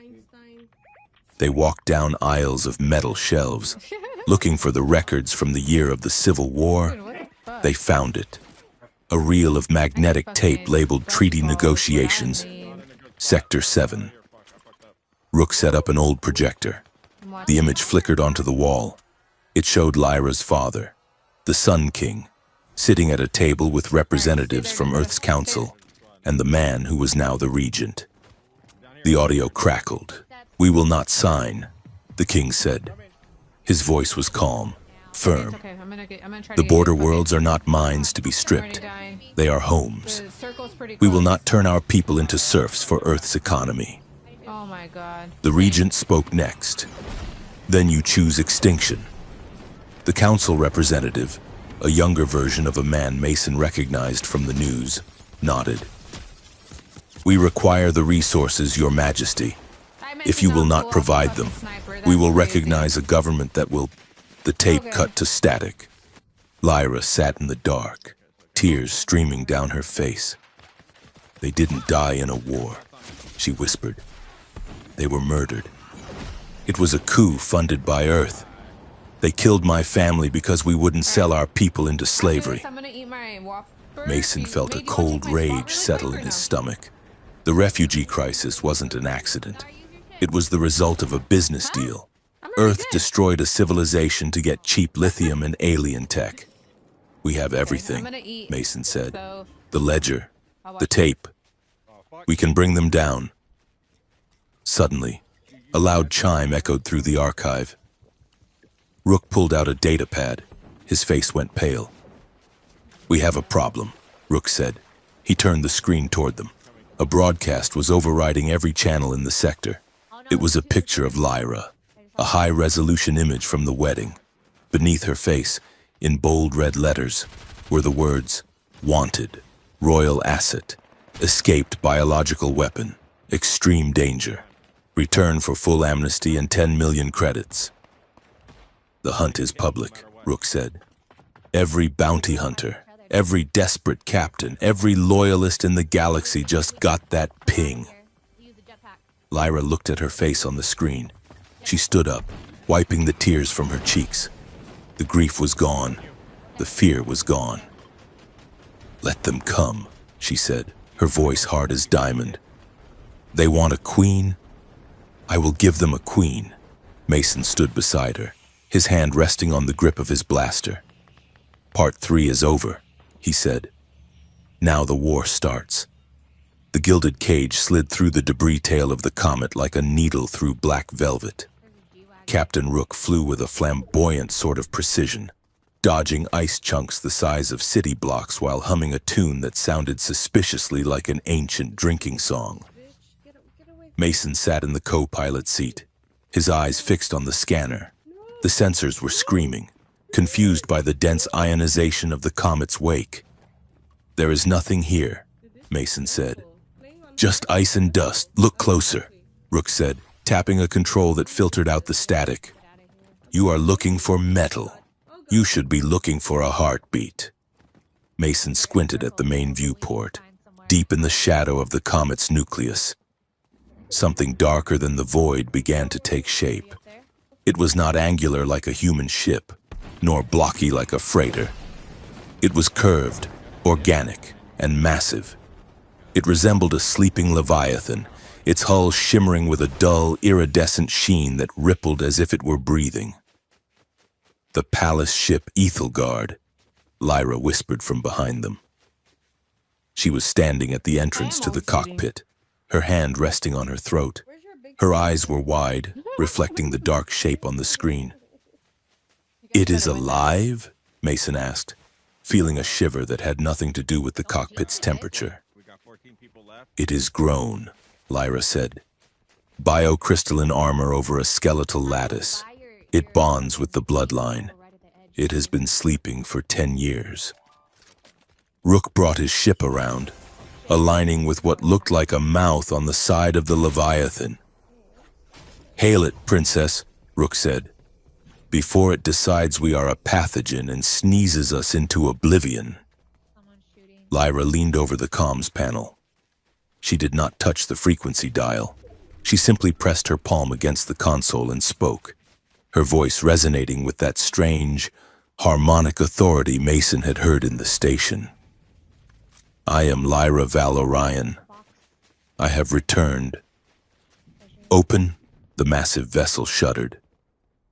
On the screen, the hull of the palace ship rippled, a section of the iridescent skin peeled back, revealing a docking bay that glowed with a soft, amber light. It looked less like a hangar and more like the throat of a flower opening to the sun. Welcome home, Rook murmured.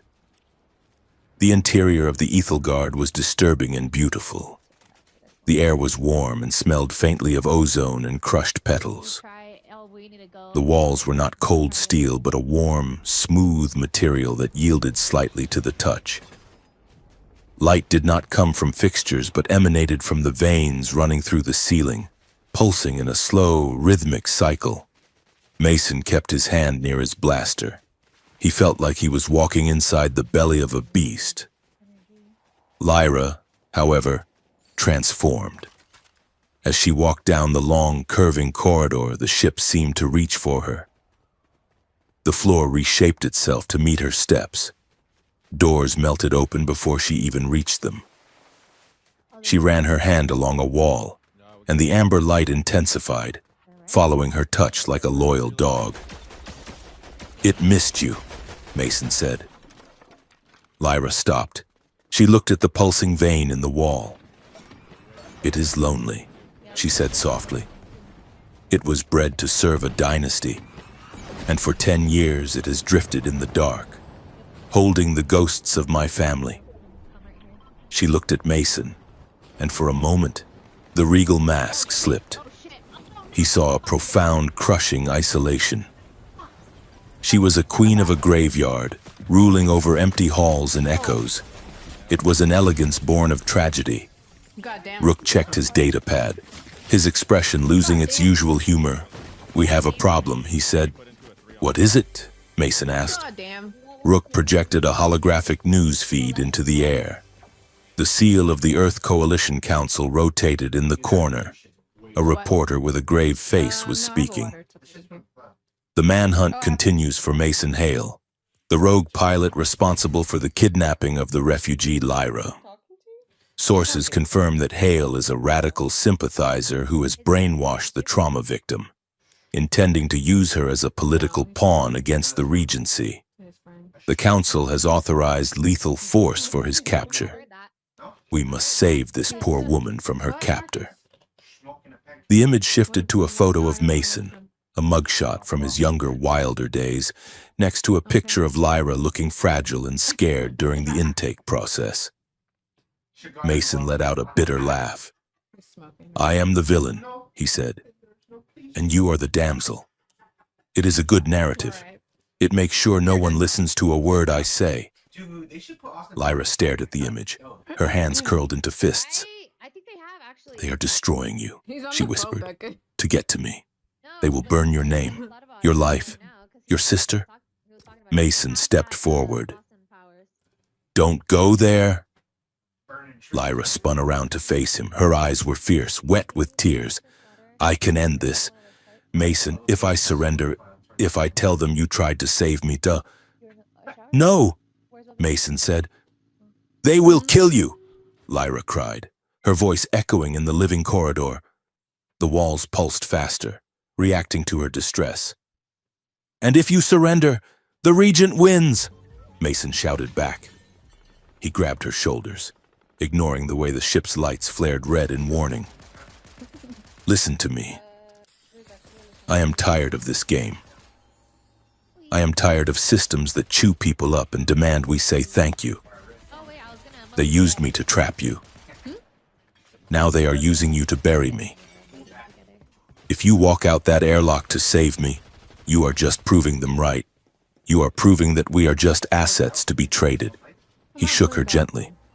"I am not a victim, Lyra, and neither are you. We do not trade lives.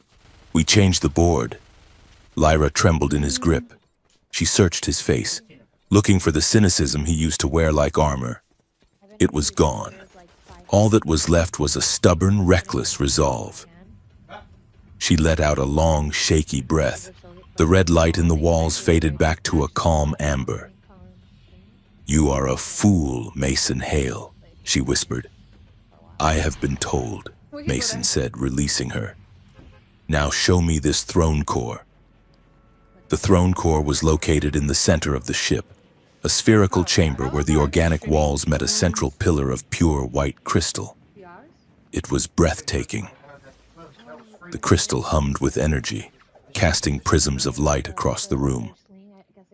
"This is the interface," Lyra said. "It connects to the subspace relays of the old High Kingdom. If I can synchronize with it, I can broadcast the truth, the ledger, the video, everything, to every screen in the 3 systems. It cannot be jammed. It is the voice of the king." Rook walked around the crystal, whistling low. "That is the good news," he said. "Here is the bad news. The coupling drive is shot." He pointed to a blackened scorch mark at the base of the crystal. "It looks like the saboteurs tried to slag it before they left." Rook explained. "The crystal is intact, but the power coupling is fused. We cannot broadcast without a new modulation chip."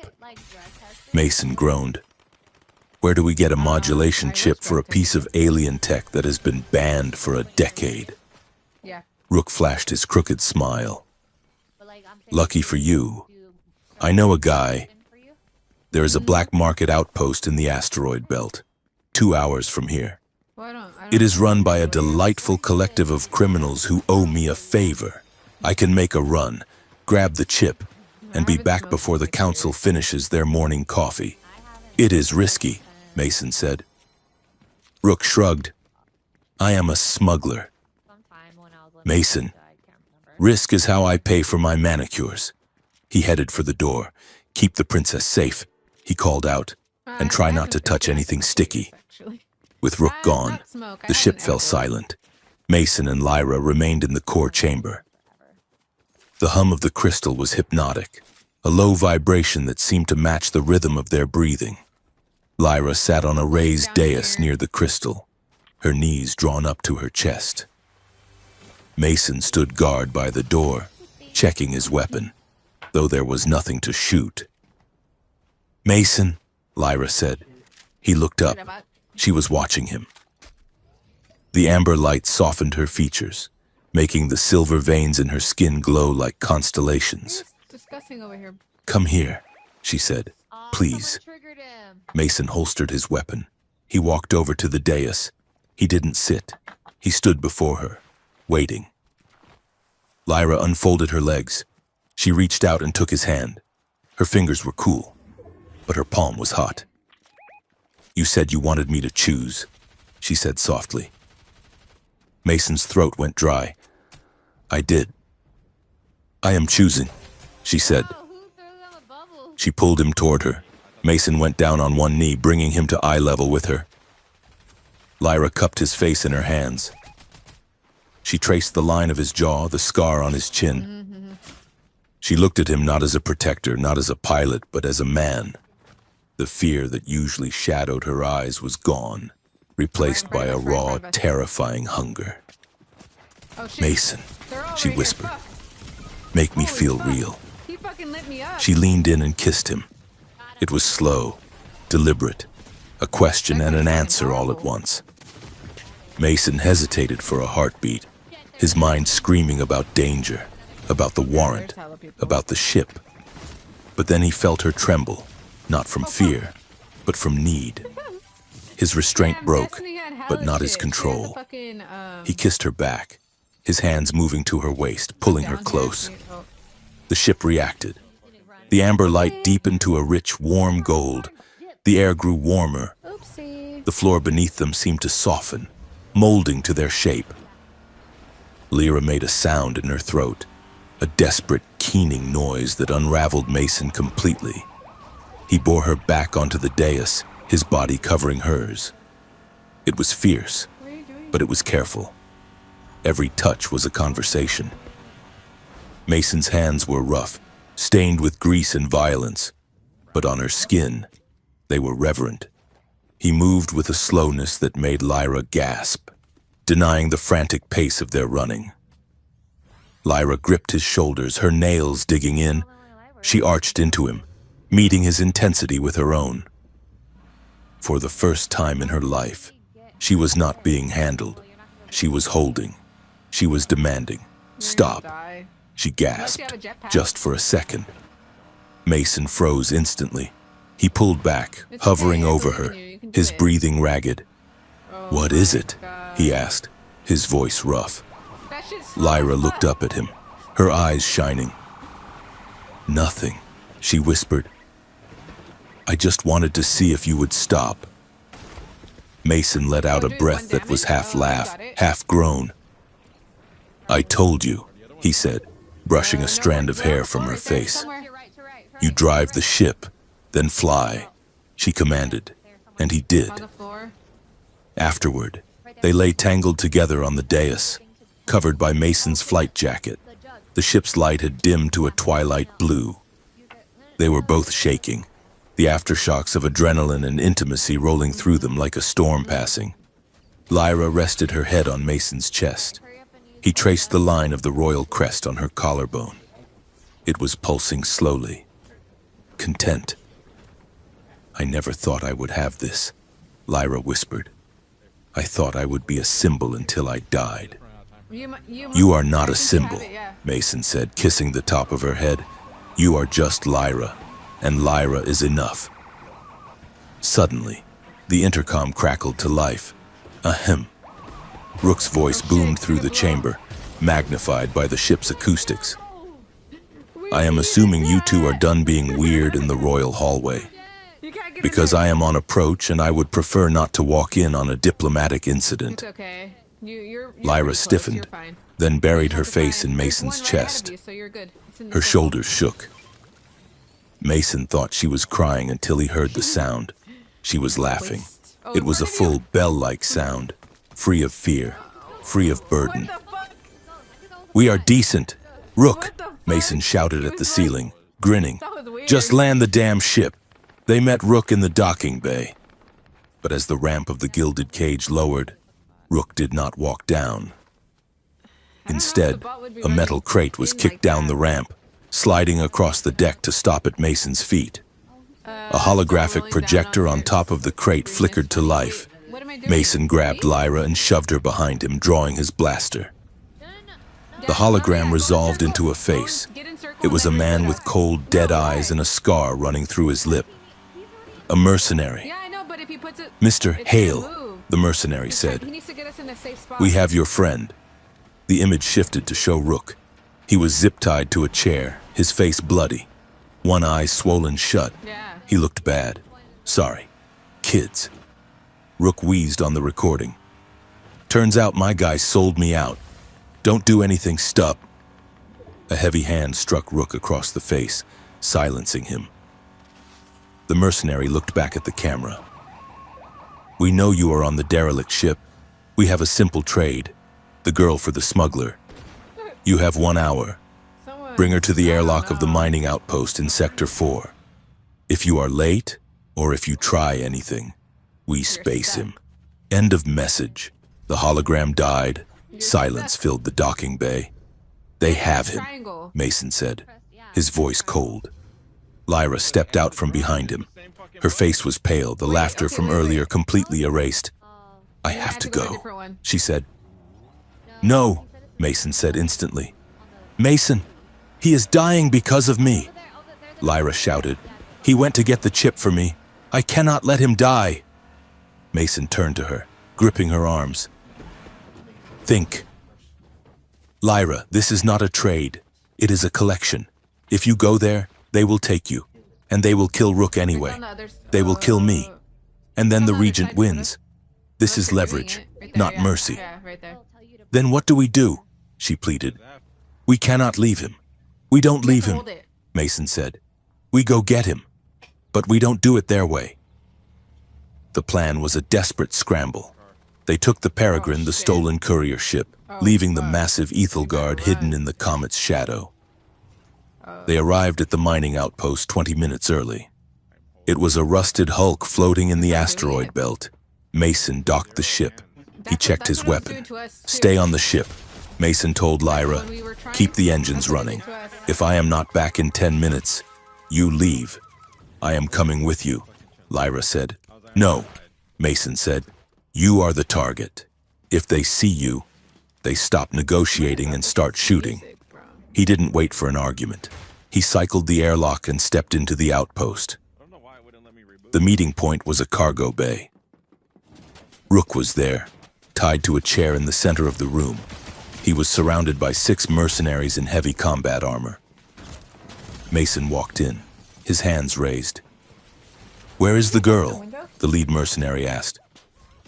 "Safe," Mason said. "I am here to negotiate." The mercenary laughed. He raised his rifle. Bad answer. It was a trap. Of course, Mason knew it was a trap, but he had hoped to buy time. He dove behind a crate as the air filled with plasma fire. He returned fire, dropping one mercenary, but he was pinned down. "Surrender. Hail," the mercenary shouted, "or we start cutting pieces off your friend." Suddenly, the airlock door hissed open behind the mercenaries. Lyra stood there. She wasn't hiding. She wasn't running. She stood tall, her eyes blazing with a terrifying black light. "I am here," she said. The mercenaries spun around, leveling their weapons at her. Lyra raised her hands, but she didn't surrender. She splayed her fingers, her palms glowing with a deep red light. The outpost they were standing on was old. It was built on the chassis of a High Republic mining vessel. It had bones, and Lyra had found them. "Awaken," she commanded. The floor of the cargo bay buckled. Metal spikes, formed from the deck plating itself, shot upward like spears. They moved with the speed of thought, 3 mercenaries were impaled before they could pull their triggers. The sound of tearing metal and screaming filled the air. The lead mercenary panicked. He turned his rifle on Lyra. Mason broke cover. No! He threw himself in front of the mercenary's aim. The plasma bolt hit Mason in the shoulder. It spun him around, slamming him into the wall. The pain was a blinding white explosion. Mason! Lyra screamed. Her control snapped. She didn't just manipulate the metal, she weaponized the gravity plating. She clenched her fist. The gravity in the center of the room magnified 100-fold. The remaining mercenaries were slammed into the floor, their armor crushing under the weight. They couldn't move. They couldn't breathe. Lyra walked through the carnage. The spikes parted for her. The gravity did not touch her. She looked like a goddess of vengeance, beautiful and absolutely terrifying. She reached Rook. She slashed his bonds with a knife she had taken from a dead mercenary. "Get him to the ship," she ordered Rook, her voice echoing with that harmonic power. Rook didn't argue. He grabbed Mason, dragging him toward the airlock. Mason groaned, clutching his shoulder. He looked at Lyra. She was standing in the center of the room, holding the entire structure together with her will, her eyes bleeding black tears. "Lyra!" Mason gasped. "Come on!" She turned to look at him. For a second, he saw the monster she feared she was. Then, she let go. The gravity normalized. The spikes retracted. The mercenaries groaned, broken but alive. Lyra ran, back on the Ethelgard. Mason lay on a medical table in the infirmary. The ship's automated systems were tending to him, knitting the flesh of his shoulder back together with beams of soft light. Rook sat nearby, holding an ice pack to his eye. That was intense, Rook muttered. Yep.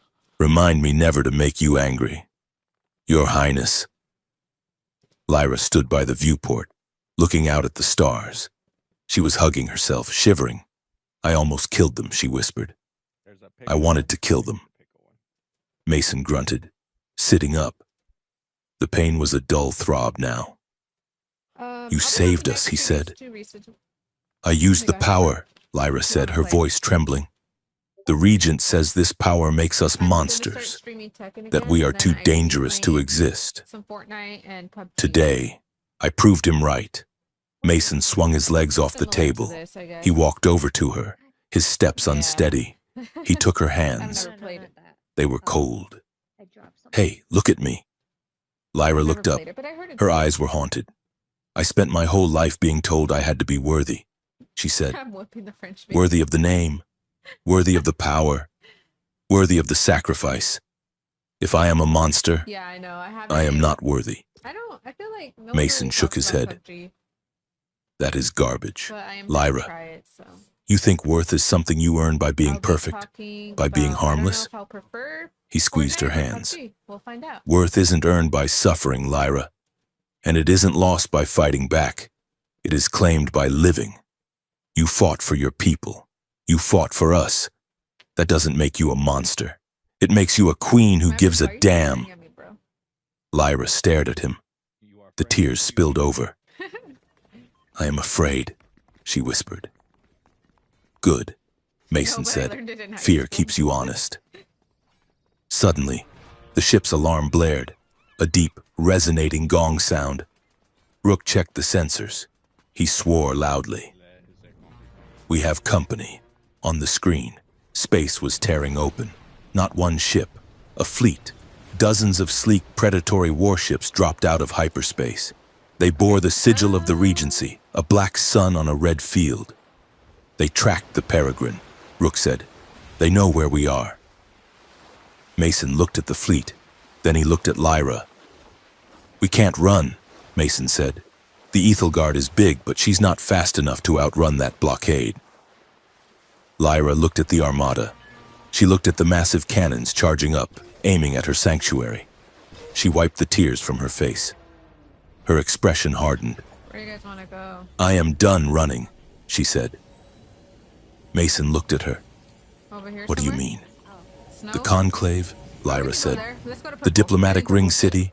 It is neutral territory. If I go there under a flag of truce, they cannot fire on me without declaring war why on am I the ready? entire Blue. galaxy. Rook shook his head. It's suicide. The Regent will have assassins everywhere. Let them come, Lyra said. She turned to Mason. We have the evidence. We have the throne core. But we need witnesses. If I broadcast from here, the Regent can claim it is a fake.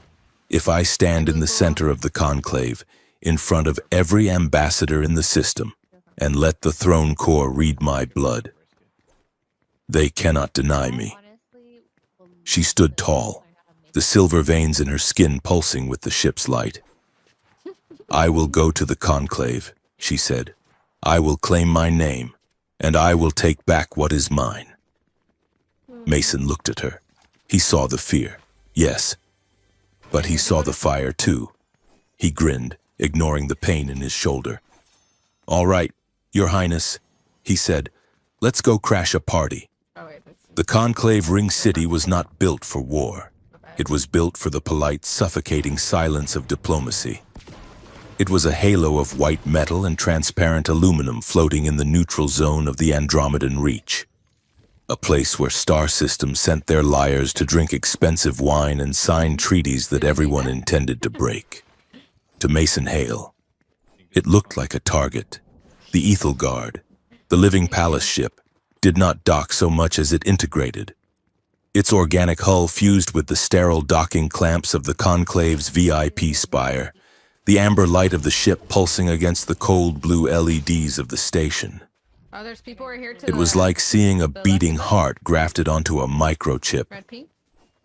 Mason stood in the ship's airlock, adjusting the collar of the formal tunic Rook had dug out of the gilded cage's smuggling compartments. It was tight in the shoulders and itchier than a vac suit. I look like a waiter at a funeral, Mason grumbled, pulling at his cuffs. You look respectable, Rook said, leaning against the bulkhead. He was polishing his blaster with a silk handkerchief, which is a terrifying disguise for you. Try not to punch an ambassador. Mason, these people do not duel with fists. They duel with sub-clauses and trade embargoes. I prefer fists, Mason muttered. You know when you have been hit. The inner door hissed open, and Lyra stepped into the airlock. Both men went silent. Lyra was not wearing the mechanic's coveralls anymore, nor was she wearing the borrowed gown from the gala. She was wearing a mantle of the High Dynasty. It was woven from the same biocrystalline fiber as the ship itself, a deep, shimmering violet that seemed to absorb the light around it. The collar was high, framing her face, and upon her brow sat a simple circlet of white metal. She did not look like a refugee. She did not look like a victim. She looked like an event horizon, something that could swallow you whole if you got too close. But Mason saw her hands. They were clasped in front of her, knuckles white, squeezing so hard her skin looked like marble. Rook straightened up, bowing his head without a trace of his usual mockery. Your Highness, Rook said. Lyra looked at them. Her black eyes were wide, swallowing the room.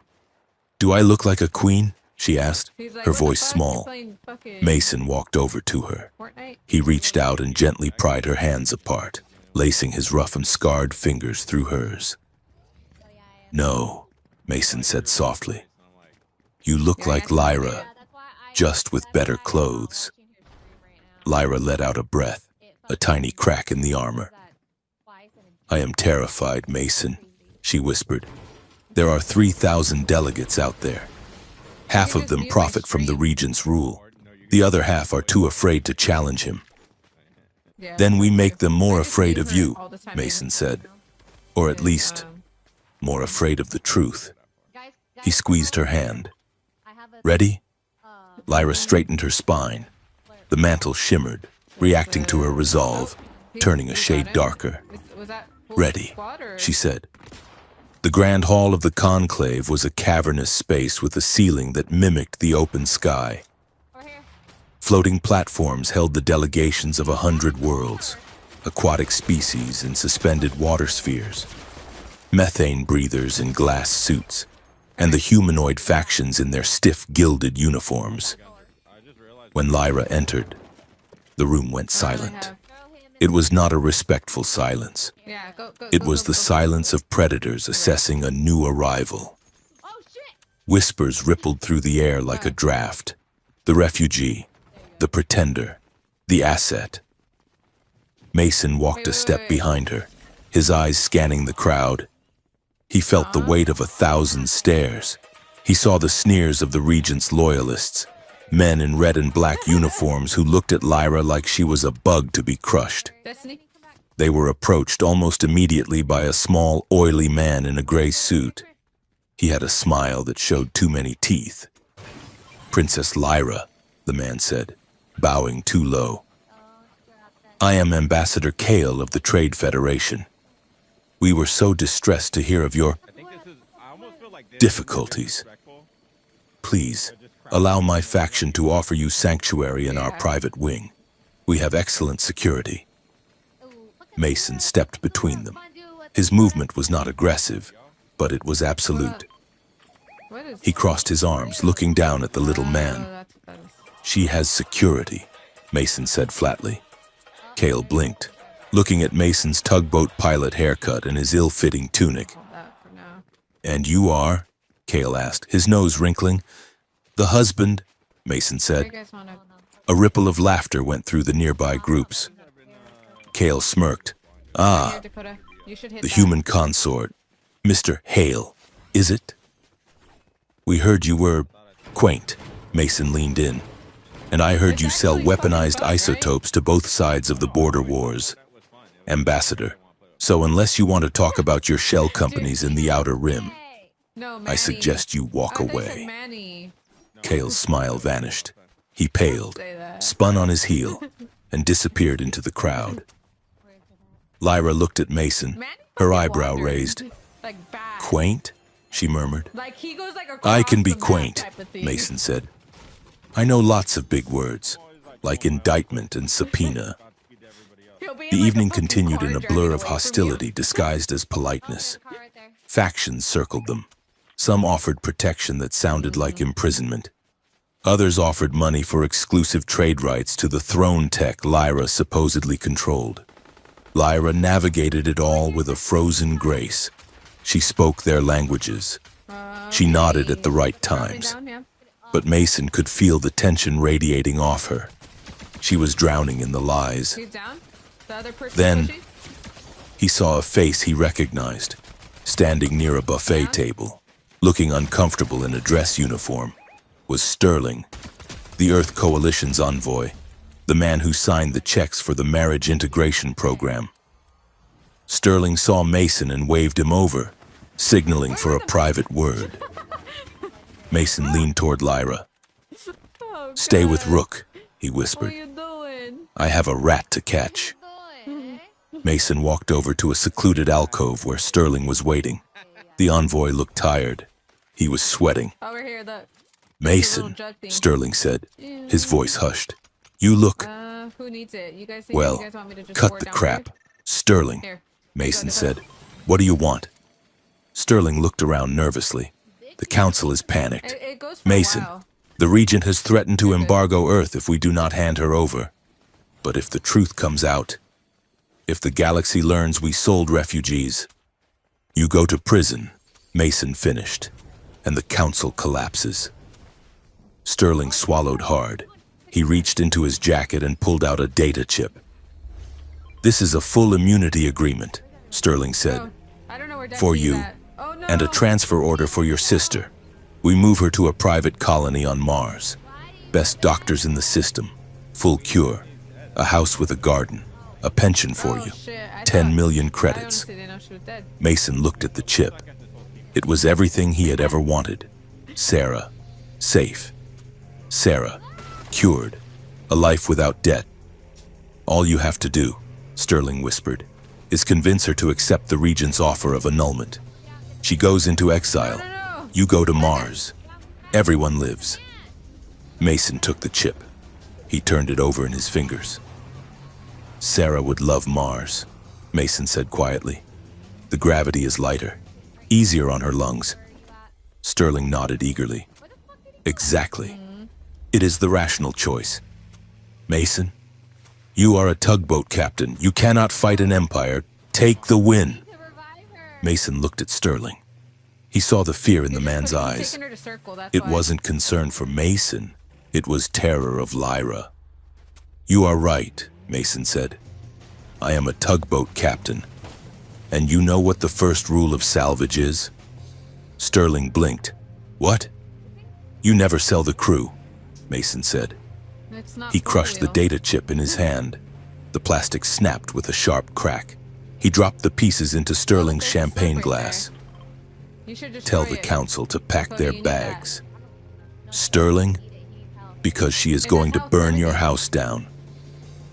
They regrouped in a holding room before the main session. Lyra was pacing, muttering to herself in High Valorian. I cannot do this, she said, stopping to look at Mason. The speech is too complex. The syntax regarding the Treaty of Shadows is archaic. If I mispronounce the tonal shift, I insult the aquatic delegates. She held up a data pad with her prepared remarks. Listen to this, she said. Reading, Honorable Delegates. I stand before you as a humble petitioner, seeking to rectify the historical dissonance regarding my lineage and the subsequent geopolitical ramifications. Mason rubbed his face. Lyra, Mason said. It is too dry, she cried. It sounds like a legal brief. They will stop listening before I get to the massacre. I'm hiding right here. Mason walked over and took the data pad from her hands. He tossed it onto a sofa. Then don't say it, he said. Lyra looked at him as if he were insane. I must observe protocol. Protocol is for people who have nothing to say, Mason said. Look, pretend I am the conclave. Translate that speech for me. What are you actually trying to tell them? Lyra paused. She looked at the floor, then at Mason.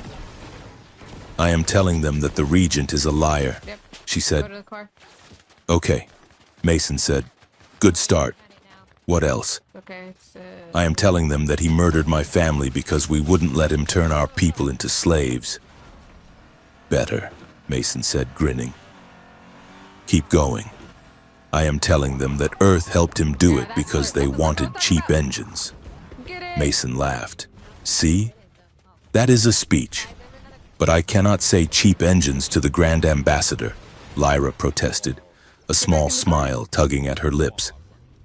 Why not? Mason asked. He drives a hover yacht that costs more than my planet. He knows exactly what cheap engines are worth. Lyra let out a laugh. It was a short, sharp sound, but it broke the tension. She shook her head. You are impossible, Mason. You want me to walk into the highest court in the galaxy and talk like a tugboat pilot. I want you to talk like Lyra, Mason said. Because Lyra is the one they are afraid of. The princess is just a costume. Lyra is the one who stopped a drone attack with her voice. Give them her. Lyra took a deep breath. She looked at the closed door of the grand hall. Okay, she whispered. Let's see, drive it. Come on. No legal briefs, just the truth. The main session began with a fanfare of trumpets that sounded like dying elephants. The Grand Ambassador, a massive slug-like creature floating in a gravity tank, called the session to order. We are here to address the petition of the entity known as Lyra, regarding the succession of the Valorian Regency. The regent's representative stood up. It was High Inquisitor Vex, a tall, gaunt humanoid with cybernetic eyes that glowed red. Objection, Vex boomed. His voice was amplified, grating. This entity is a fraud, a mental patient weaponized by radical separatists. The regent, in his infinite mercy, offers a compromise. Vex gestured, and a document appeared on the massive central screen. We offer an annulment of her illegal marriage to the human, and we offer placement in a secure sanitarium on the moon of silence. She will be cared for. She will be safe. This is the only offer. A murmur went through the crowd. It was a dismissal, a prison sentence wrapped in medical jargon. Mason felt Lyra stiffen beside him. He touched her elbow.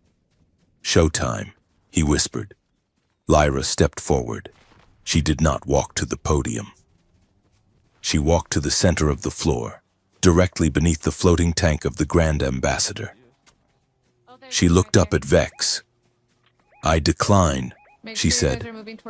Her voice was not amplified, but it carried clearly through the acoustic perfection of the hall. Vex sneered. "You decline? You have no standing here, girl. You are a refugee." Lyra reached up and unclasped the mantle. She let the priceless fabric fall to the floor. She stood there in the simple white tunic she wore underneath, There's a team fighting right here. stripping away the symbol of the princess to reveal the woman. Let him fight. "I am a Looks like refugee," 1v1. Lyra said, her voice rising. "I am a refugee because you bombed my home. I am a refugee because you executed my parents in the throne room. I am a refugee because you sold my people to mining corporations." Oh my damn. She turned to What are the you gonna crowd, do? scanning the faces of the ambassadors. We could take "You this call me a target team. fraud. You say my blood is not royal. Fine. I do not ask you to believe me. I ask you to believe the machine." I have a jetpack. She pointed to the far end of the hall, where the throne core from the Ethel Guard had been installed by the station's engineers. It sat dormant, a massive crystal Okay, pillar I'm gonna waiting take, for a signal. "I invoke the right of truth," Lyra declared. "I will submit to the core. If it rejects me, I will go to your sanitarium. I will die in silence." The crowd gasped. The right of truth was a myth to them, crazy. an ancient custom. "But if it accepts me," Lyra continued, Yeah, there's different. her voice hard as steel, "then the core will broadcast the memory echoes stored reviving. within it. Fuck It will show you the I'm treaty reviving. my father refused to sign. It will show you the face of the man who pulled the trigger. And it will show you the banking codes of the council members who took the bribe." She looked directly at the Earth Fuck, I don't have any delegation. heals. This crazy. Sterling shrank back in his seat. I'm Vex slammed above. his hand on his podium.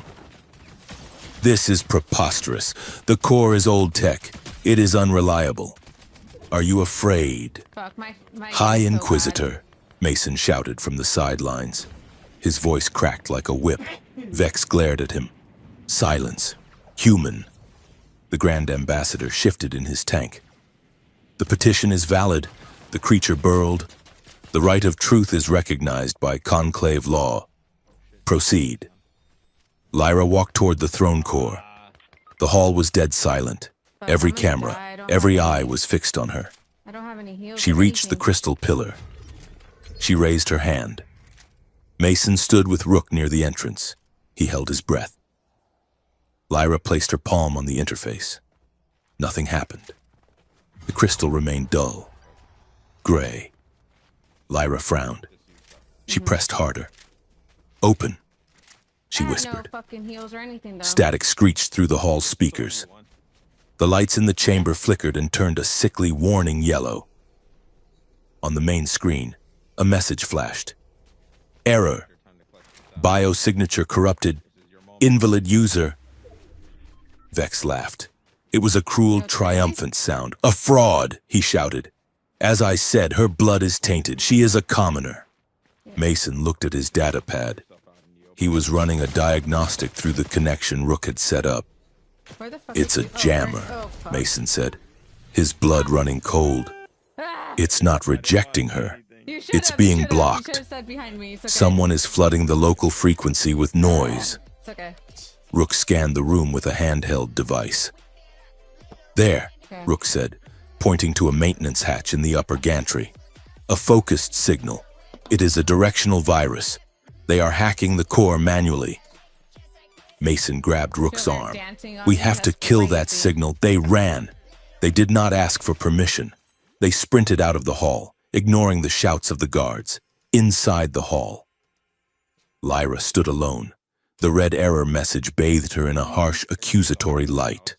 The delegates were shouting now, "Fraud! Liar! Arrest her!" She kept her hand on the crystal. She could feel it vibrating beneath her palm. It wanted to answer her. It recognized her. But the virus was like a gag, choking it. She closed her eyes. She did not step back. She remembered Mason's words.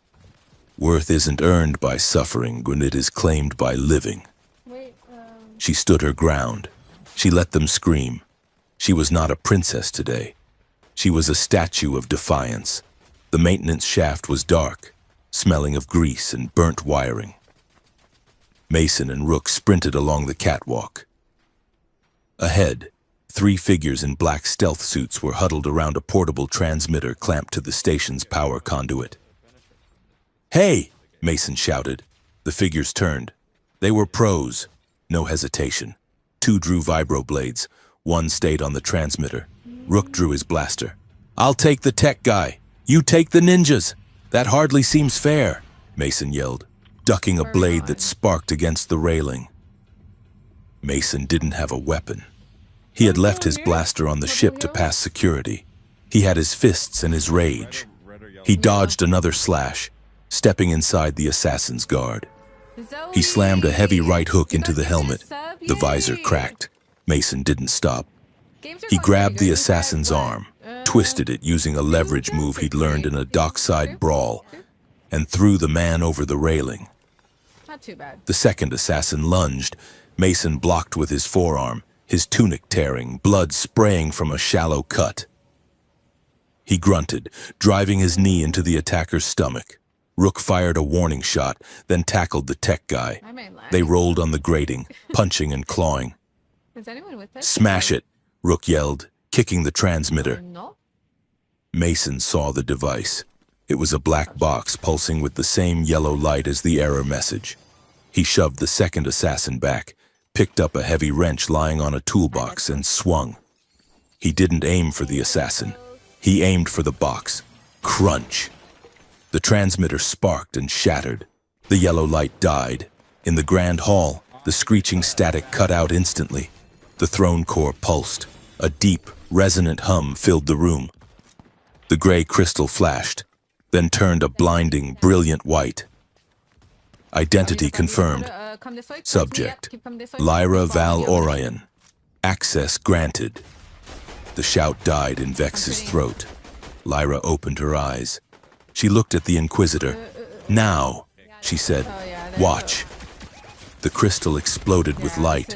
It wasn't just a beam, it was a holographic projection that filled the entire dome of the hall. The memory echoes played. Giant, 3-dimensional ghosts walked among the delegates.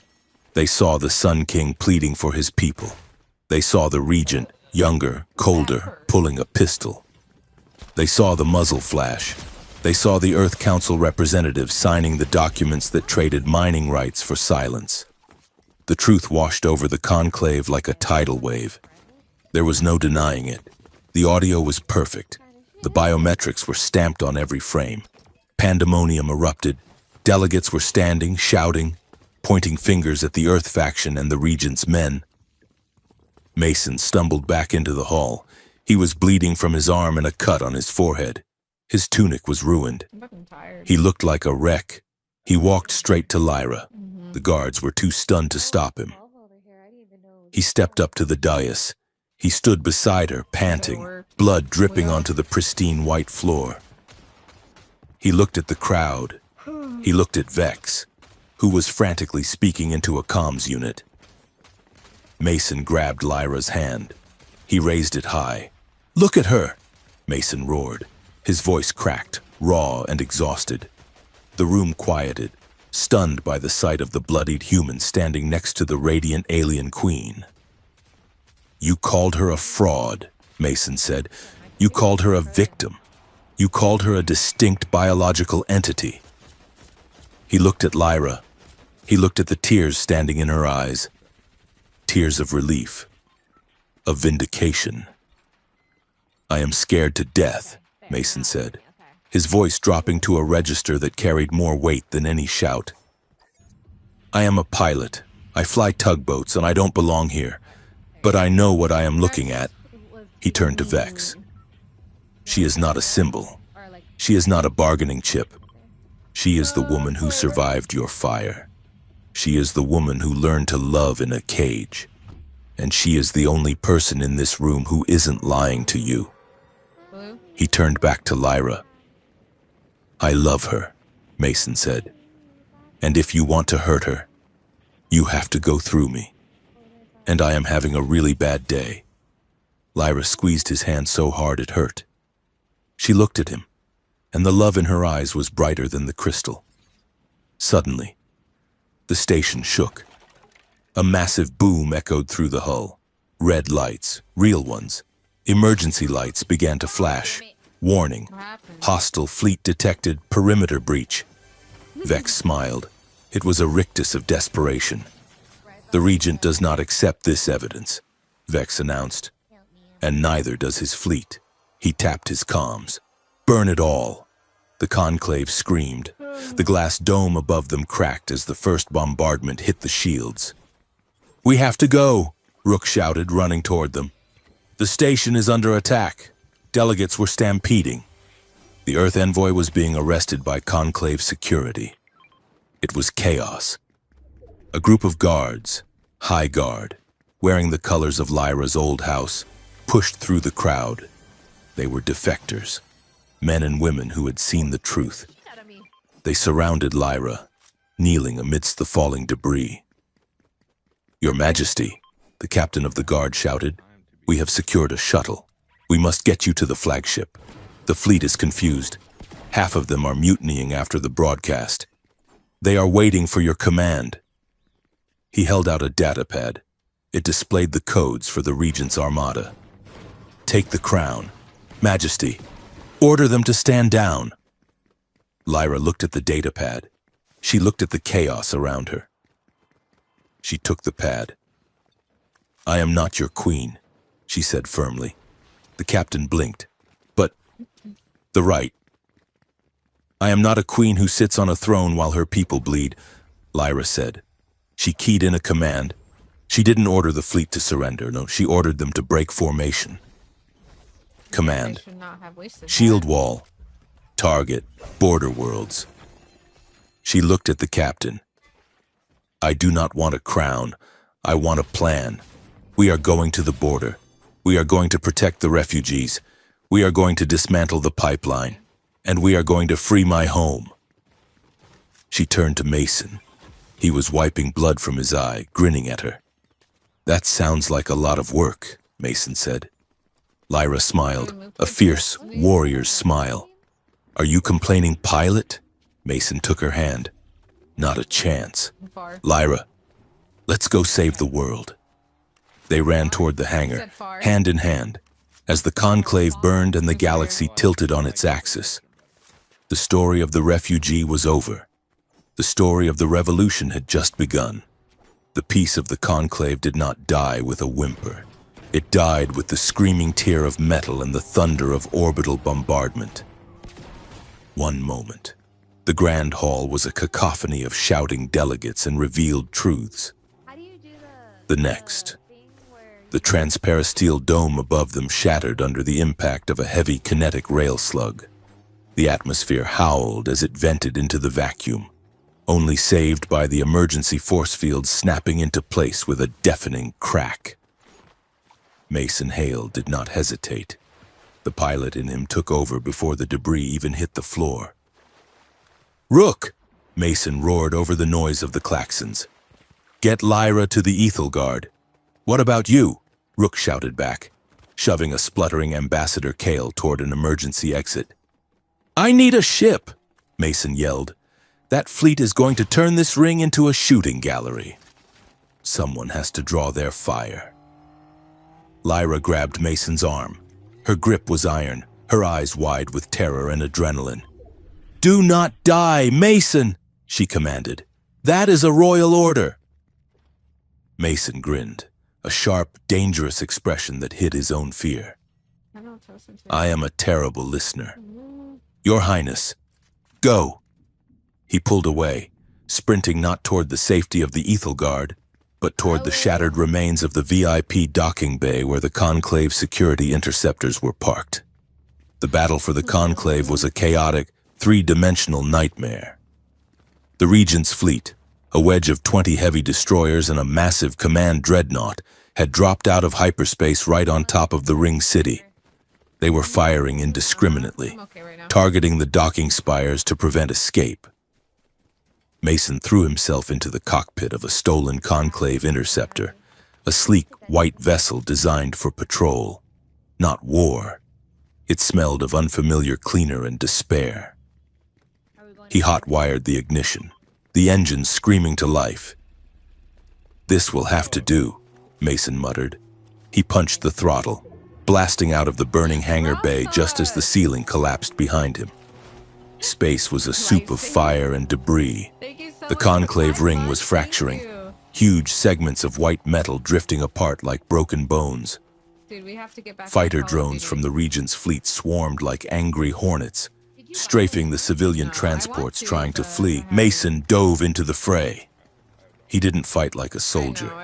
He fought like a tugboat captain who knew how gravity and inertia worked better than anyone. He spun the interceptor through the gap of a shattered solar array, luring 3 drones into the path of a piece of spinning debris. Crunch. 3 down, 1,000 to go, Mason said through gritted teeth.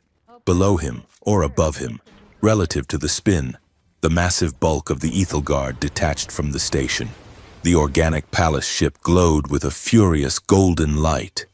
It moved with the grace of a whale breaching water, sliding between the Regent's destroyers and the vulnerable civilian shuttles. Mason watched as a destroyer unleashed a barrage of plasma torpedoes at a refugee transport. The Ethel Guard did not fire back. Instead, it accelerated, placing its own hull in the path of the torpedoes. The impact was blinding. The palace ship shuddered, its golden light flaring white. But when the smoke cleared, the Ethel Guard was still there, its biocrystalline armor scorched but unbroken. Mason keyed his comms. "Lyra, what are you doing? Shoot back. You have the sun cannons." Lyra's voice came over the channel, strained but steady. "No. If I unleash the full arsenal, I will vaporize half the station in the crossfire. I will not become the monster they fear just to win a battle." Mason. She was using the most powerful warship in the galaxy as a shield. Mason felt a surge of frustration and awe. She was crazy. She was magnificent. Inside the Conclave, the situation was a farce of panic. Delegates who had spent decades debating the finer points of trade tariffs were now trampling each other to get to the escape pods. Rook stood in the center of the main corridor, holding a stolen megaphone in one hand and his blaster in the other. "Orderly fashion." "People," Rook bellowed. "Ambassadors with planets that still exist. To the left. Ambassadors who voted against the refugee aid. To the right. So I can trip you on your way out." He grabbed a hysterical aquatic delegate who was flailing in a hovering water sphere.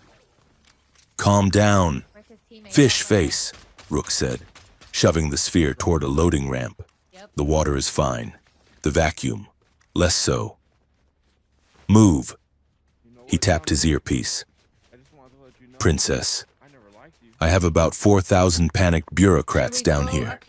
Please tell me you have a plan to stop the giant dreadnought that is currently using us for target practice." "I am working on it." Lyra's voice crackled. "Keep them moving." Rook. Rook ducked as a beam of plasma sliced through the ceiling 20 feet away, showering them in sparks. "Working on it," he muttered. "I hate politics." On the bridge of the Ethel Guard, Lyra stood in the center of the neural interface circle. She was not touching any controls. The ship was responding to her thoughts, her heartbeat. She felt every impact on the hull as if it were a blow to her own body. Her skin was glowing fiercely. the silver veins burning with light. Connect me. Lyra ordered the ship. Target? The ship's mind whispered in her head. The dreadnought. Open a channel to the entire fleet. Override their protocols. The throne core pulsed. The signal went out, punching through the electronic warfare, jamming with the brute force of royal authority. Every screen in the battle zone, from Mason's cockpit to the Regent's bridge to the terrified data pads of the evacuating delegates, flickered and resolved into Lyra's face. She did not look afraid. She looked tired, and she looked sad. Regent Vorian, Lyra said. Her voice was not loud, but it resonated in the bone. Stop firing. On the screens, the feed split. The Regent appeared. He was an older man, sharp-featured, wearing a military uniform covered in medals he had not earned. He sat on a command throne that looked like a poor imitation of the one on the Ethelgard. The pretender speaks. Vorian sneered. You look just like your father. Weak, soft. Surrender the ship, girl, and I will make your death quick. Lyra looked at him. She did not sneer back. I am looking at your tactical display. Vorian, Lyra said. You are targeting the habitation rings. You are killing the very people you claim to rule. Is this strength? It is necessary, Vorian shouted. Chaos must be purged. Your parents did not understand that. They wanted to coddle the weak. They were too emotional to rule. That is why they died. Mason, dodging flak in his interceptor, listened to the exchange. He gripped the stick, waiting for Lyra to break, to scream. But Lyra just shook her head. Hello. You think empathy is a weakness, she said. You think feeling the pain of others makes you small. You are wrong. She stepped closer to the pickup, her black eyes boring into the camera. Empathy is the only reason power should exist. If you cannot feel the weight of the crown, you are just a man wearing a hat. My parents died protecting their people. You are killing them to protect your ego. She turned her gaze to the fleet commanders listening in. Captains of the High Guard. I am Lyra Valorian. You saw the truth. You saw the ledger. This man sold your families. He made you jailers. Do you serve the crown, or do you serve the butcher? The silence on the comms was heavy. Then, a single green icon on Mason's tactical map turned blue. Then another, then a whole squadron. This is Captain Halloway of the destroyer Vanguard. A new voice cut in. We are standing down. We will not fire on the princess. Traitors, Vorian screamed. Fire on them. Fire on everyone. The Regent's fleet began to fracture. Ships turned on each other. The battle shifted from a massacre to a civil war in the vacuum. Mason pulled his interceptor into a tight loop, blasting a loyalist drone that was tailing the Vanguard. Nice speech. Lyra, Mason shouted. But the Regent isn't stopping. His dreadnought is charging something up. Mason's sensors screamed a warning. The massive prow of the Regent's dreadnought was opening like a flower of death. Inside, a dark, swirling sphere of energy was building. It isn't a laser, Mason said, his blood running cold. It reads as a gravitational singularity. A gravity well, Lyra's voice came back, filled with horror. He intends to collapse the conclave ring. He will crush the entire city into a singularity to kill me. Rook's voice cut in. That will kill everyone, including his own troops. He does not care, Lyra said. Mason, you must get out of range. The Ethelgard can withstand the crush depth, but your interceptor cannot. Mason looked at the dreadnought. The purple sphere of gravity was growing, distorting the starlight around it. If that thing fires, Mason said, there won't be a conclave left to save. I can't shoot it from here. The shields are too thick. He looked at the open maw of the weapon. I have to go inside the shield radius, Mason said. I have to hit the emitter manually. No, Lyra There's screamed. a new chatter too. I The think gravity I've seen shear it. alone will tear your ship apart before you get a shot off. Mason tightened his grip on the controls. He thought of Sarah, I guess he didn't want safe to on see Mars that because he had ball. refused to sell Lyra out. He thought of the way Lyra had looked at him in the core chamber. Drive the ship. Lyra, he whispered to himself. Lyra, Mason said aloud, his voice calm. I need you to do something for me. Use the Ethelgard's core. Interface with the local gravity field. Mason, no. Do it, Mason shouted. You can manipulate gravity. You did it at the outpost. Hold the field open for me. I'm tired. Just for 10 seconds. Make a tunnel. There was a pause, a silence that stretched for a lifetime. If I miss, Lyra Sam whispered, from Danny, you die. Danny, Then don't oh my God, I miss, can't even speak. Mason said. Danny Fan, He yeah. slammed the throttle forward. The white interceptor shot toward the dreadnought, a moth flying straight into a black hole. On the bridge of the Ethelgard, Lyra fell to her knees. She placed both hands on the floor. She didn't use the ship's systems. She used her blood. She used the ancient, terrifying connection to the fundamental forces her ancestors had mastered. Hold, she screamed. Her mind slammed into the wall of the Regent's gravity weapon. It felt like trying to hold back a tidal wave with her bare hands. Her vision went white. Blood trickled from her nose. But out in the void, the swirling purple chaos parted. A narrow, stable corridor opened up in the gravity field. I know. Mason saw the tunnel. It was vibrating, unstable. Terrified physics fighting against a queen's will. He flew. For a buzz The ball? G-forces hit him. His vision grayed out. The interceptor groaned, metal rivets popping like gunfire. He was flying down the throat of a monster. He saw the emitter, a glowing red spike in the center of the darkness. Target Yeah, locked. blue buzz ball, rock Mason ball. grunted, fighting to keep his hand steady. He fired 2 proton torpedoes. They streaked away, true and straight. Mason yanked the stick back, There's a lot of spinning the splits ship here, guys. around. Impact. The explosion was Yeah, silent, but the shockwave was not. The gravity weapon collapsed in on itself. The singularity imploded, then exploded outward in a massive shockwave of distorted space. Mason's ship was tossed like a leaf in a hurricane. He spun uncontrollably, the stars blurring into streaks of light. Then, darkness. The silence was the worst part. Lyra lay on the floor of the bridge, gasping for air. The connection was broken. The battle had stopped. Mason, she whispered. Static. Mason, please. I don't know. Rust Bucket would have handled that better. The voice was weak, wheezing, I'm going to this but it was little there. Lyra sobbed, collapsing against the console. You are alive, she cried.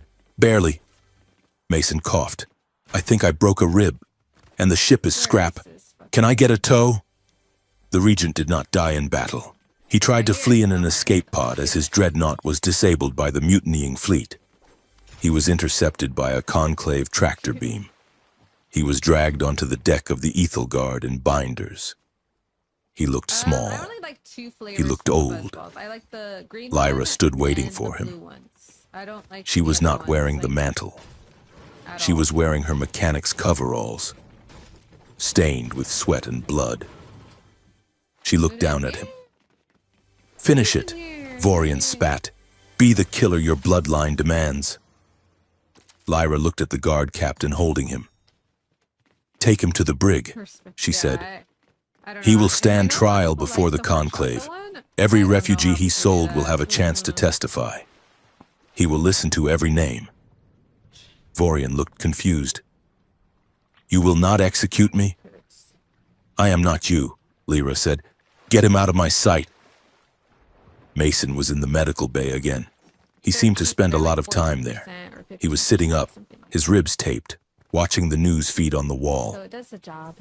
The headlines were screaming, Regent captured, Earth Council resigns, refugee trafficking ring exposed. The door opened. Lyra walked in. Smart. She looked exhausted, but her eyes were clear.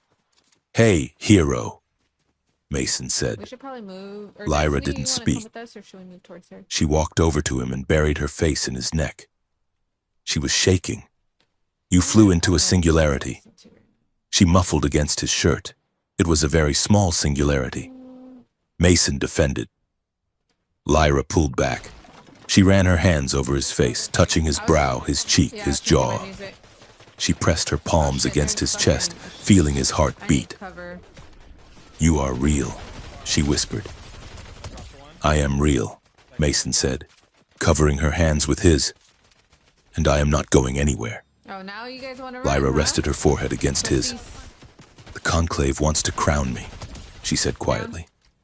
They want a coronation Yeah, now you guys tomorrow. wanna run. Fuck you guys. Mason looked at her. You guys want to try to jump Do you me, want a huh? crown? No, Lyra said. A crown is a heavy thing. It separates you from the ground. I told them no. Another Mason one. raised an eyebrow. You told the galaxy no? I told them I would be a Yeah, witness bitch. queen, Lyra said. I will lead the transition. I will oversee the trials. I will make sure the border worlds are rebuilt. But I will not sit on a throne. I will work, and when the work is done, we will see. Mason smiled. Witness queen. I like it. Whose card? Sounds like a job with terrible hours. Lyra smiled back. It is, but the benefits are good. Oh, it's Destiny. Oh, She's I right get to here. keep the I was like, pilot, who the fuck is she that? said, 6 months later. The refugee center in Sector 4 of Old New York was a converted warehouse. It smelled of cleaning supplies and spicy cooking. How have you been, Raw Sauce? Mason stood in the back Are of the you streaming room, right now? leaning against a pillar. He wore a leather jacket that didn't have any grease stains yet, and he looked healthier. The shadows under his eyes were gone. Sarah was sitting in a chair near the front, breathing deeply without a machine. She waved at him. He waved back, at the front of the room. Lyra stood on a small stage. She was wearing simple clothes, jeans and a sweater. She looked like anyone else, except for the faint silver shimmer of her skin. She tapped the microphone. Where are we going? She reached up to her neck and tapped the translator implant. No, She turned it off. they're chilling. The room went quiet. It was filled with humans and refugees from a dozen worlds. Get in the damn car. Lyra took a breath. She looked at them. My name is Lyra, she said. Her voice was raspy, the human words difficult for her vocal cords to form without the machine's help. That middle one. Do you guys want to go there or no? The accent was thick, strange, Lethal? and beautiful. I am learning, she said, Oh, people down struggling here? with the vowels, Underneath like us you. To the left, okay? A murmur went through the crowd. She wasn't I kinda speaking wanna down push to it. them. Oh, She was they're struggling fighting. with them. All right. We got are this. survivors, Lyra ready to continued, move over. forming the words carefully. We're We going are up not there. We're going up- what they call us. We are Oh, not they're above us victims. that way too. All right. We We're are going this way. neighbors. We gotta go back. She and looked move at Mason over. in the back of the room. She smiled. We We'll go choose this way. who we are. Yeah, there's like The two different applause started squads. slowly, Let's just then go in the grew tunnel until it here, shook the or go on dust top from of the this rafters. bridge, tunnel. It wasn't polite applause. Oh, It was God the sound of damn. people being seen. Later that evening, the Ethelgard hovered in Where is low she? orbit over the Oh, conclave ring goddamn. city. The repairs were Oh, underway. okay. Scaffolding spider-webbed across the We're shattered going sections outside of the the circle. We ring, gotta go up. welding sparks Gotta go drifting back. like fireflies Yeah, in let's the go take dark. zip line. Take ground. This way. Mason and Lyra sat on the edge of an open out the viewing vehicles. deck, their legs dangling over the precipice of They're gonna see us space. coming. The atmospheric field kept the air in, but the view was We'll endless. be up here since we're in. Lyra held a cup of tea. Mason held a beer. They are calling you the uncrowned queen, Mason said, gesturing to the news feed on his datapad. It is trending. Let them talk, Lyra said. Oh, thank you so I much. prefer Thanks Lyra. To you too. Also, welcome She to looked at the stream. sunrise cresting over the curve of the planet below. The light hit the ruins of the battle, turning the scarred metal into Sorry if I'm gold. not fully reading chat It right is now. going to be hard, Unlock the Mason fucking- said. The rebuilding of the politics. Earth is a mess. The Regency is a mess. I know, Lyra said. We might fail. Mason added. We might. No, I know. That's how I. Lyra agreed. She set her tea down. She reached out and took his hand. Thank you Her so grip was much strong, for stopping warm. by. Where The should we crest go? on her To the collarbone staircase pulsed with a or what? steady rhythmic light, not a distress signal but a heartbeat. Yeah, that way. But we will not be bored, she said. Mason looked at her. That way. He looked at the woman who had walked out of a nightmare and dragged a galaxy into the light. No, he said, squeezing her hand. We Where the definitely fuck is won't be everyone? bored. They were. There's They sat there, hand in hand, watching the bruised sunrise paint the dark with color. They were tired. They were scarred. But for the first time in a long time, they were exactly where they chose to He was just be. standing right there. The universe was vast, dangerous, and full of noise. But here, in the silence between heartbeats, they had built something that could not be taken away. They had built a home,